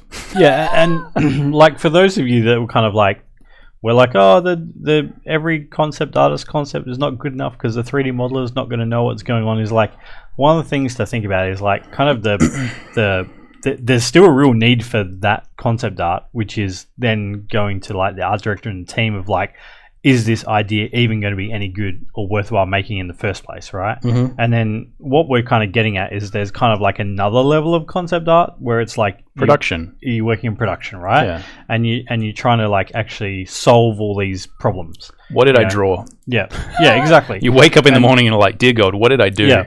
What happened? And it's like another whole phase. It's not like you know your boss is just saying like, oh, this is no good, and you need to like draw this thing out like, you know, pixel perfect from the start, right? Like it's not like that. It's more, you know, we might have 30 of these kind of ideas, and then we're going to choose a couple or one or whatever to then refine more, right? Yep. And then that's where you get into the kind of like, you know, adding in the details and, you know, fleshing things out. So I guess for you guys kind of watching, like, don't freak out too much about that stuff. It's not like we're saying you can't use, you know, like paint strokes that are a bit, you know, expressive and things like that. It's just there's a time and place for all these different things. Yep. You know.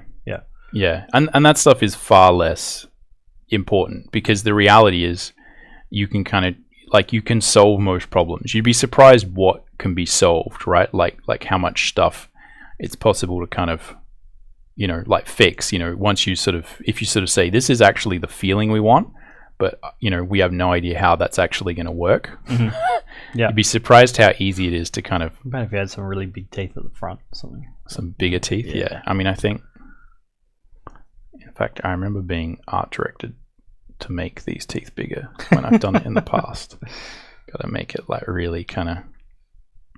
Well, some of those rat skulls had like those, like they're big, right? They're like half the size. Yeah, of I'm the being very conservative. Mm-hmm.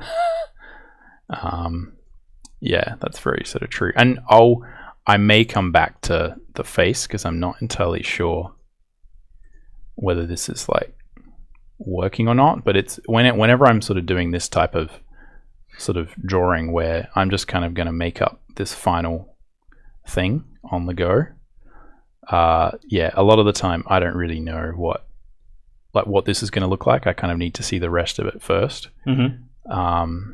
And then you might tinker around with the kind of face and head and that. When more of the body's kind of fleshed out. When more of the bodies, when I sort of know what it's going to look like. So yeah, I kind of don't want to have to stress about it too much because the other thing is, like, you know, this is like the first one of these I'm doing. Do you know what I mean? I haven't done anything like this sort of, you know, for a while. Once you kind of get a feel for like how some of these shapes kind of work, this stage kind of goes a lot easier. Yeah. So you kind of train your hands, kind of the shapes, right? Yeah, you just get into draw them a bit more naturally. Yeah. Whereas the first time, it's hard to know. Like, I can't visualize necessarily, you know, like what a lot of these things are going to look like. It's like when I was showing you guys those castle, you know, the village kind of things at the start.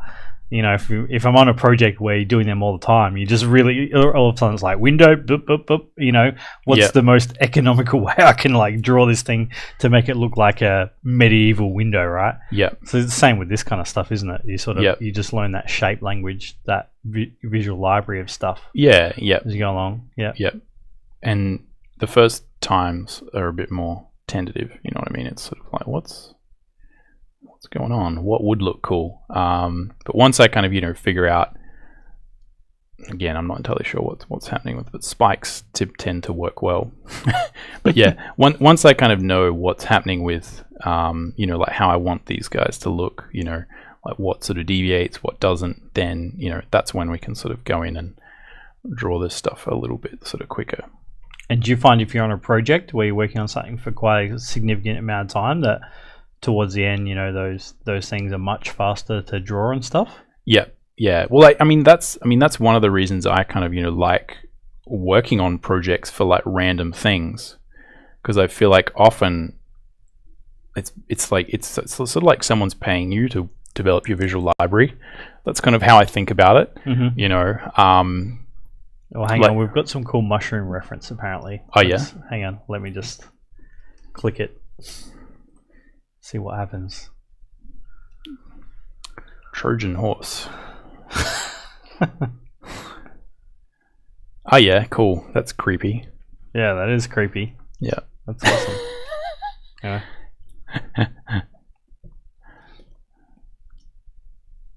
There you go. So work some of that into there, Tim. I'll do my best. That could be cool. Maybe there's like stringy bits kind of holding those skulls together and stuff, like over the top or something. Could be kind of cool. Yeah.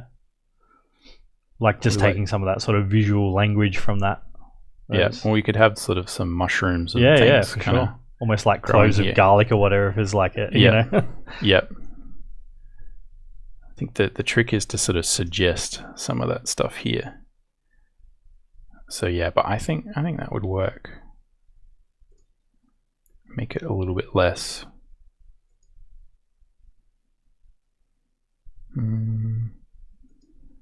But yeah, more organic, right? Like, but I'm not sure about.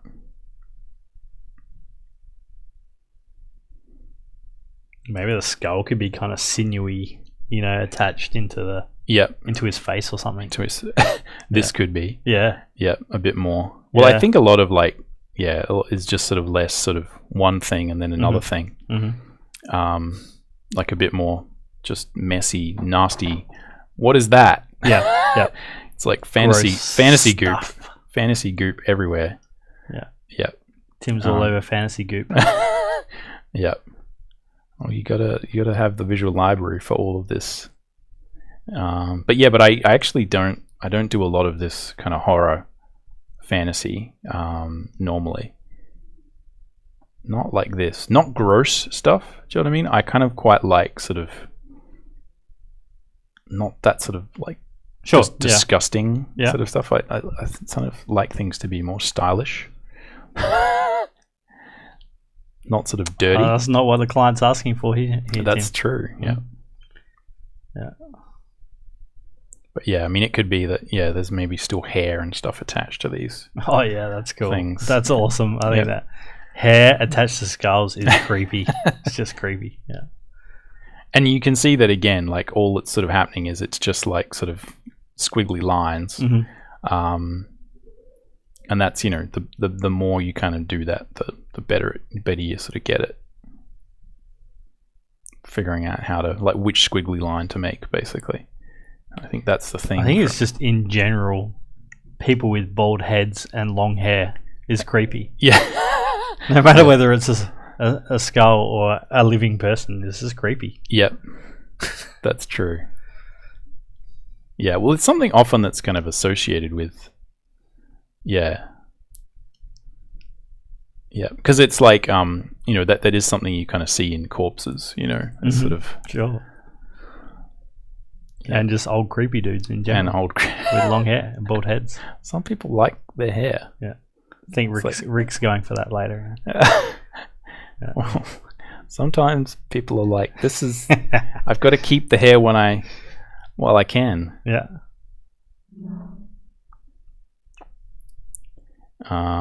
Yeah. So again, just trying to suggest with line some sort of random stuff, and we've got some more sort of skulls back here.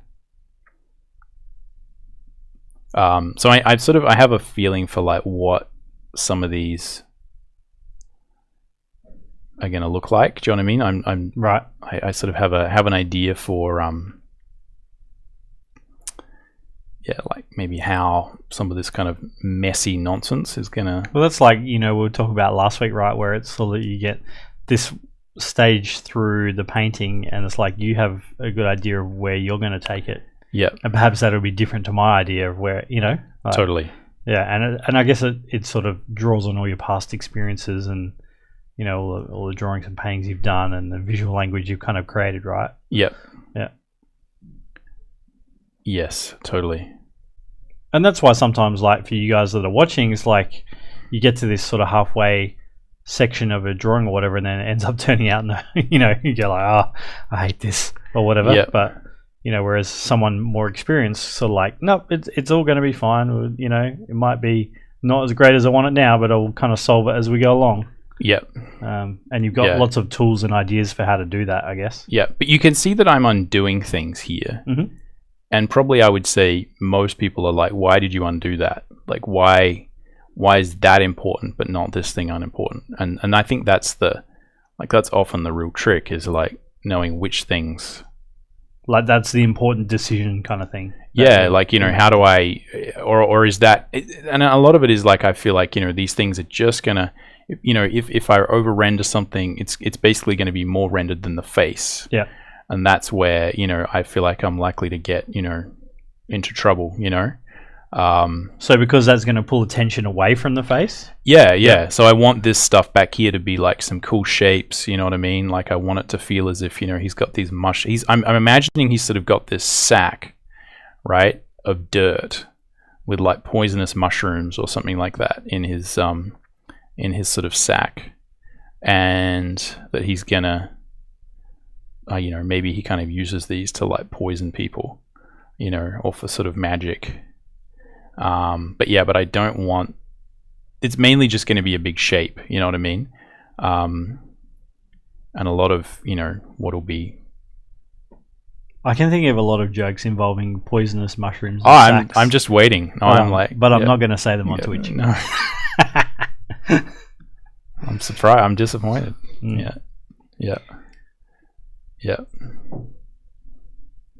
No, I'm always gonna. I was almost gonna just keep baiting you until you kind of explode.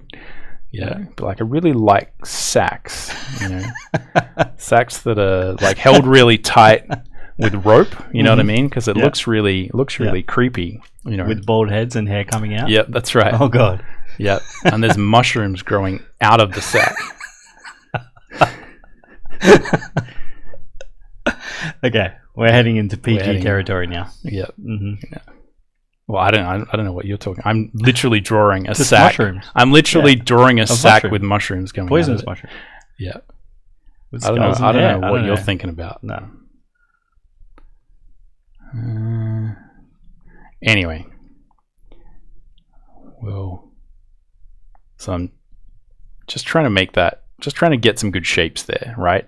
And a lot of that stuff is kind of, you know, I'm still thinking like, do I really need to spend that much time? But I think that sometimes, like, I'm sort of aware that if I kind of get some of that scumbliness working, I won't really have to render it that much. Yeah, you know, I can just sort of leave it. So you know, whereas if I do too much, you know, then it's going to look weird.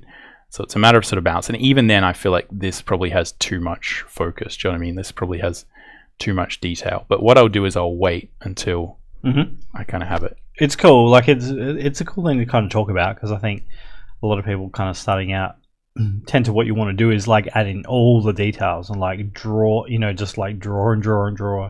Whereas like you're kind of actually thinking about like, oh, I actually need to leave things out. But what's interesting is like, your thought process of leaving things out is kind of like compositional reasons, which is something that is not really self-evident until the end of the image. Yeah. But you kind of thinking that's where like you're making those decisions which you've kind of already prepared for earlier. Yeah. And maybe like 10 years ago or whatever, maybe you weren't thinking about that same kind of stuff, right? Yeah, and I regretted it.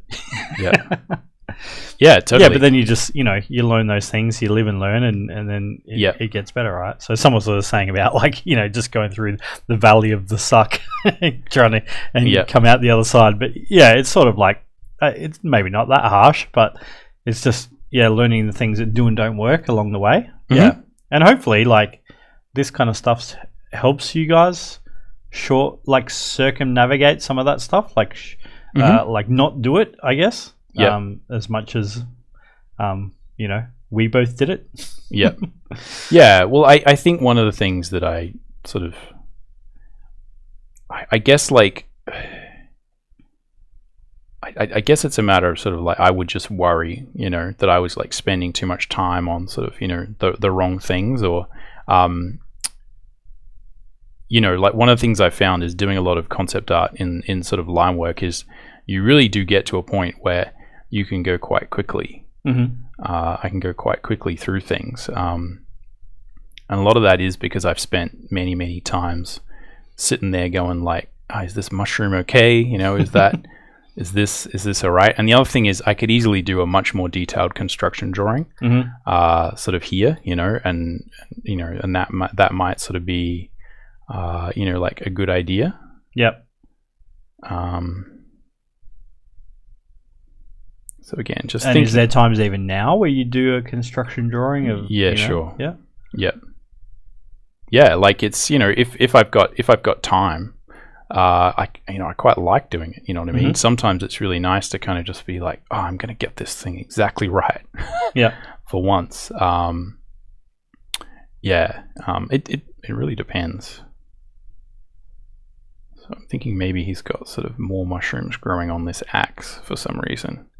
Like maybe the axe is kind of poisonous. And this is the kind of nonsense I think about when I'm sort of like, and I think it's like this is people. I think like lots of people kind of enjoy thinking about this stuff, but I think the thing that I often like it's sort of helped me to kind of realize a lot of the time is that no one's going to care, and that's never going to make it into the game or movie or whatever.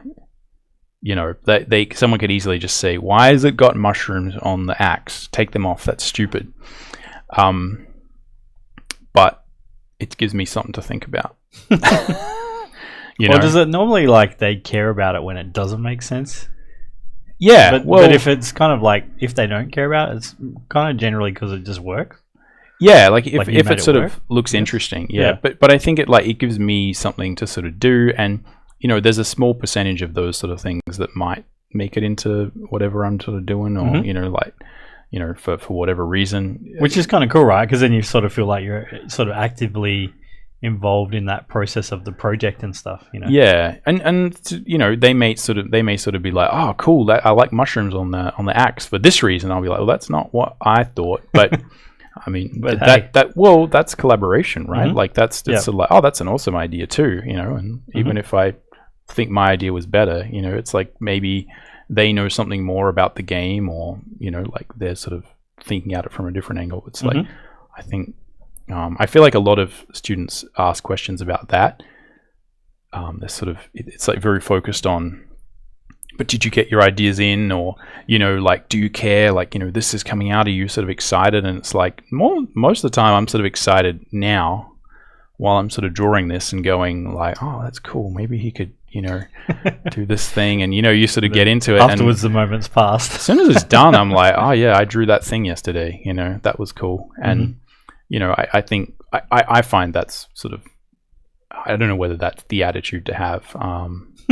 You know, whether some attitude might, you know, result in sort of better, you know, designs or whatever. Sure. But I find that sort of has certainly helped me to be more collaborative. I hope so anyway. When sort of working with people. Yeah, but it's like it's just I guess the main point is just that sort of those things give me something to think about. Right. Whereas like, you know, if I don't have that, it's sort of, I don't have anything to think about. Sure. You know, I'm just like, what's on the axe? Nothing. You know, whereas now there's like something there, which is sort of cool. No, it's cool, and it really adds to the story and stuff, right? Like, I think you've just spoken about that a lot of times before, where you kind of like start thinking about, you know, where the creature's from and what they're doing, and how, you know, that informs how they walk and how they, you know, like, it's that connecting the pieces together that make your whimsical, you know, character kind of believable, you know? Yep, for sure. I'm just going to quickly draw these legs, which will mean I won't be talking. Let me know if there's questions in the chat. Yeah, no, it's cool. I'm not looking at the chat at the moment. I think all these things are really useful to hopefully you guys watching, and just you thinking about a bit of the process, just laying in those things really low opacity at the start and kind of just giving you some general direction ideas. And it was cool how, even though you say you don't always do that, but sort of that construction process of almost creating the mannequin and things underneath. Well, that's what I'm always thinking about. Yeah. But I feel like it's the more I sort of do it, where with my process, I got to a point where I consciously started to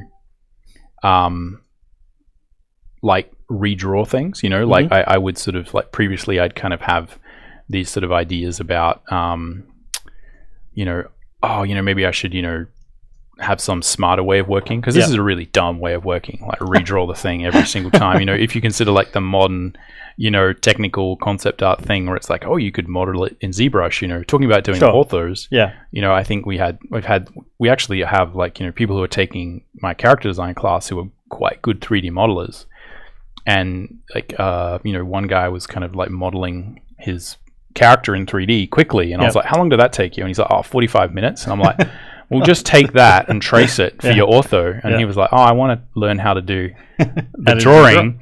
And I'm like, yeah, but if I could model a quick version of my character in 45 minutes, I'd do that, because that's like your ortho is solved, you know, done. Whereas this is like, let's draw it every time, but what I found is, I got really sort of quick at just sort of putting in those mannequins, you know what I mean, and sort of thinking about it on the fly without having to do heaps of sort of construction. Well, here's something a little bit a little bit higher level thinking, is that I kind of think that's something that's changed a bit in terms of, and I have heard this in some streams and stuff kind of more recently, is that the fact that like we had to spend a lot of time drawing because that's the only way that you could do things, kind of meant that like sort of older artists, I guess, built those like traditional fundamental skills up. And now there's people coming through where, like I said before, at 12 years old you could be sculpting in Sculptress, you know, and sometimes like people, I think, are just like, I don't actually know how to draw any of this because you never spent time doing it. I think it's like 6 to 1, half a dozen to the other, because I kind of think these days it's like they're all just tools, right? So you should just, like, if you're good at anatomy, it's going to mean that you're pretty good at drawing anatomy, and modeling anatomy and all those kinds of things. Because if you know how things go, you know how they go, right? And then it's just a matter of learning how the technical process of just drawing it. So I don't think there's any like there's a particular like pros and cons, you know what I mean? It's kind of like, well, just whatever tools you're learning to do things is like, or I guess pros and cons is the wrong thing. It's like there's nothing correct or incorrect, you know, but it's and then it's just a matter of like kind of learning those skills and things like that. But I do think there's a general shift to people not actually knowing, how to sort of draw stuff as such, because they do less of it, right? Whereas like when we were kids, it's like there wasn't even, I don't know.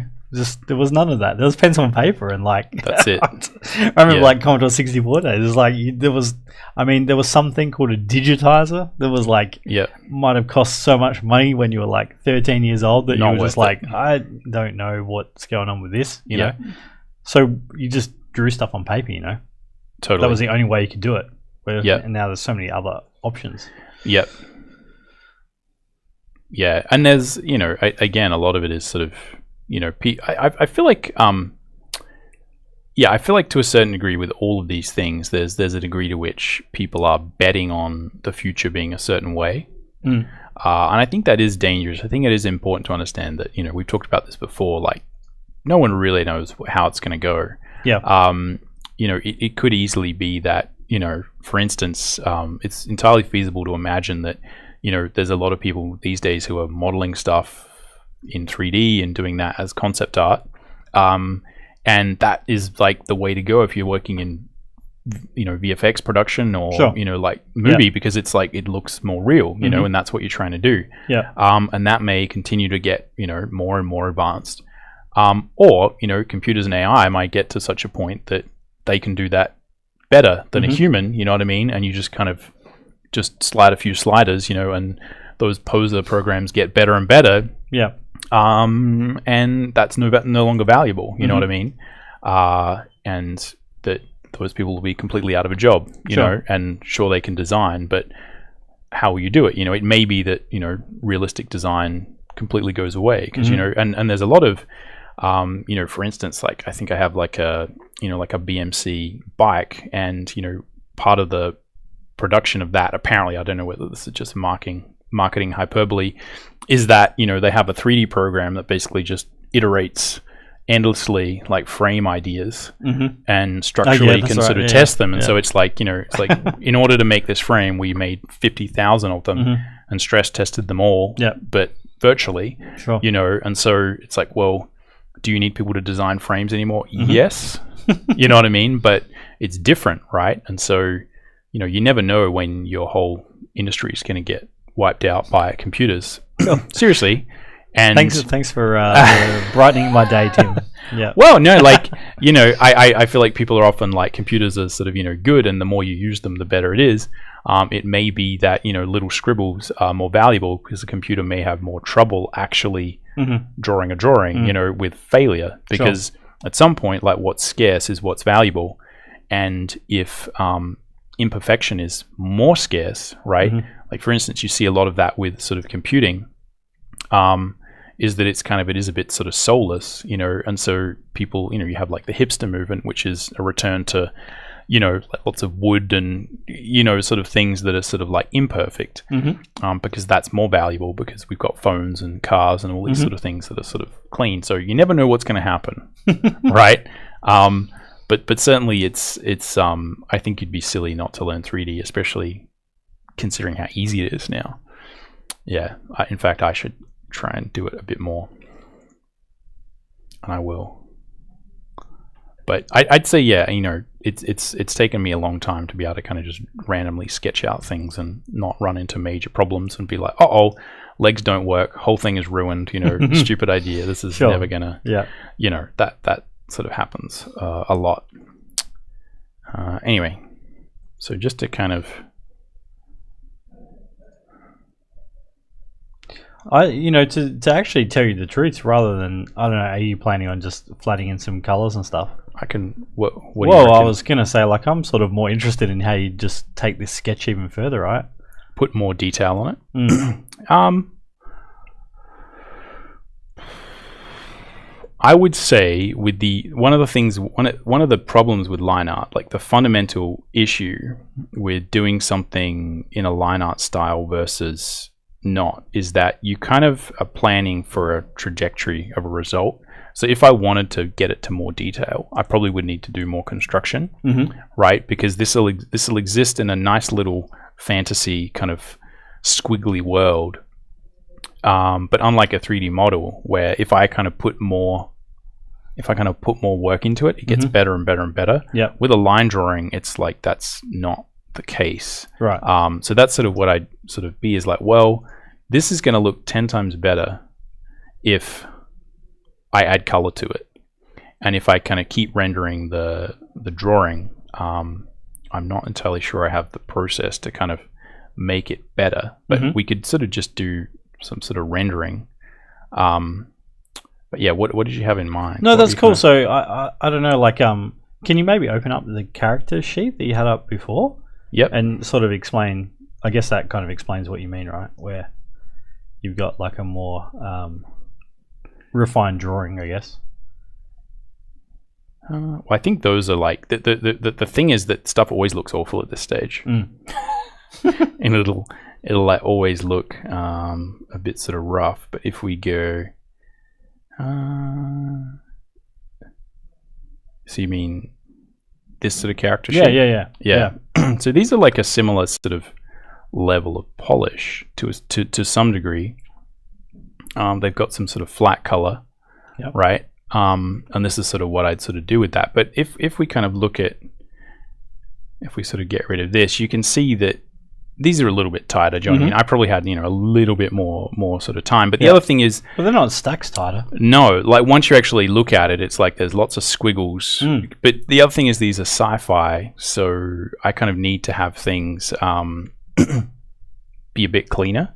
Whereas part of the appeal of the the kind of rat creature is going to be that sort of raggedness. So that to a certain degree, it's like this is always going to look a little bit sort of sketchier, because what we're trying to sort of affect is that feeling of like, what's going on there? Do you know what I mean? That looks really wrong.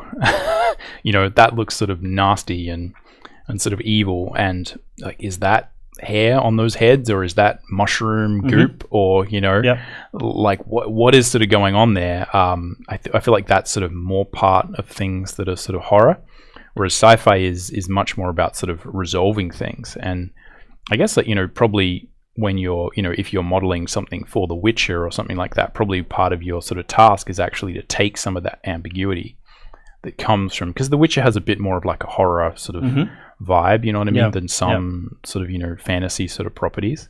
Is it can be actually tricky to kind of make that and make an actual thing that still has that ambiguity, where you've got some messed up fur and that sort of randomness. Well, it's totally like that kind of.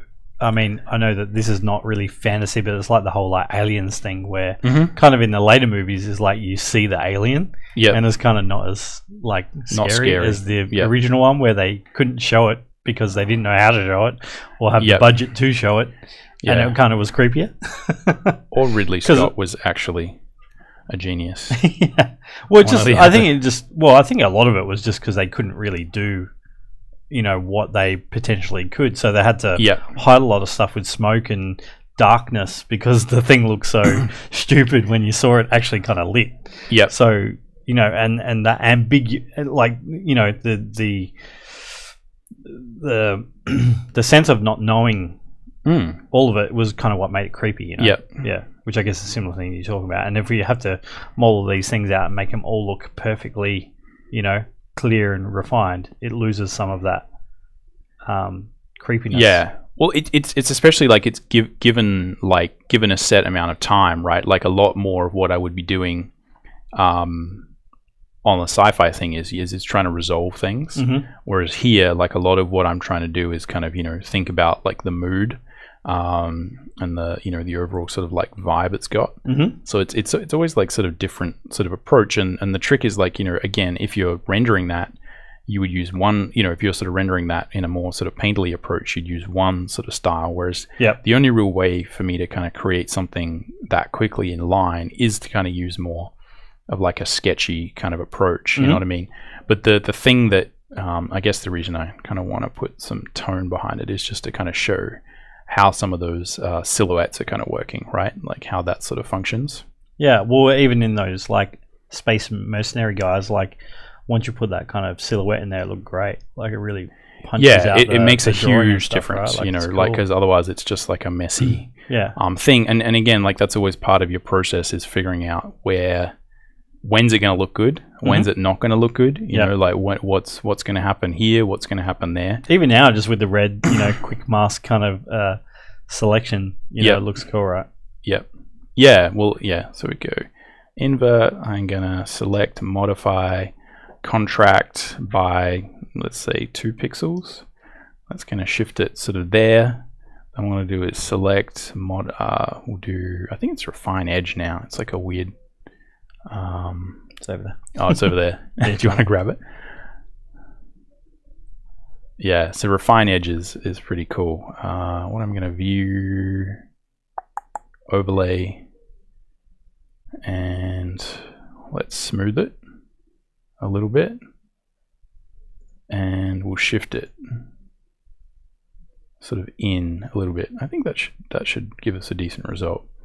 So now if I kind of fill that as a silhouette, let's lock that, right? Maybe fill it with a sort of a gray. You can kind of see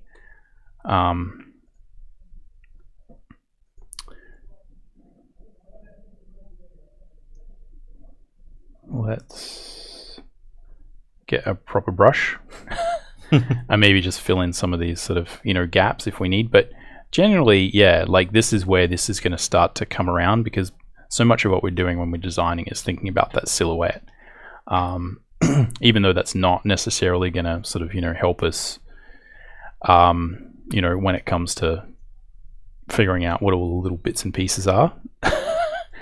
That's primarily what we're doing, you know, is sort of thinking about, you know, how do I show it via silhouette. Yeah. So I think this is kind of by doing something I did kind of messed up that selection, but I'm pretty sort of confident I can fix it. See, that's another thing, like that could ruin your day if that happened.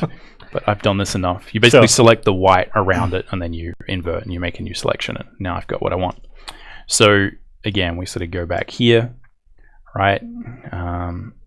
Let's lock that, right? And you can sort of see that if we, you know, look at the step before, you know what I mean? It's kind of the same. You can see that a lot of that sort of idea is there. But yeah, it's just so much more refined there with the kind of line drawing, which is fairly loose, and then the silhouette just really makes it kind of resolved, I guess. Yep. Well, I think what I often talk to people about, you know, even in keyshot illustration, like where we're sort of, you know, doing, you know, line art stuff and like what you should focus on, because everyone's going through deadlines at the moment, and everyone's sort of freaking out a little bit because they don't have enough time. And what I sort of say is, I say, like, maybe you're drawing the lines for a giant illustration, you know, and your entire page is just full of this. You kind of have to, like, how can you do that quickly? You know, it's just going to take you hours and hours and hours and hours and hours. And what I say is, like, focus on silhouette. Silhouette is what will always matter. Yeah, it's always the first thing that people are going to notice if you sort of get wrong. And generally, if you get the silhouette right, you kind of doesn't really matter too much sort of what's, you know, behind it. You know, and that's not, you know, 100% true, but that's generally what's going to save you. You know what I mean? If you're like, I ran out of time, but if you work the silhouette, it'll sort of, you know, come good. And if you didn't, it won't. Yeah. So again, trying to think about where that sort of shadow was, how I can sort of, you know, refine that a bit. And then you're like 1 minute, Tim. We've got 1 minute. Well, maybe we could color this guy up on a following stream. Yeah, no, that could be cool. Yeah, but yeah, the next thing I'd sort of do would be to try and, again, we put in some sort of contrast sort of square or something like that.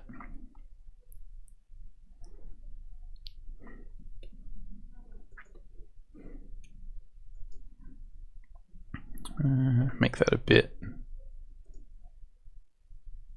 lighter, so it doesn't quite seem quite so overpowering. And yeah, just sort of try and put in a contrast square. Also helps add a bit of sort of production value to something that doesn't have production value, because it just helps you kind of also see how those silhouettes are kind of crossing over each other, right, and sort of working to a certain degree.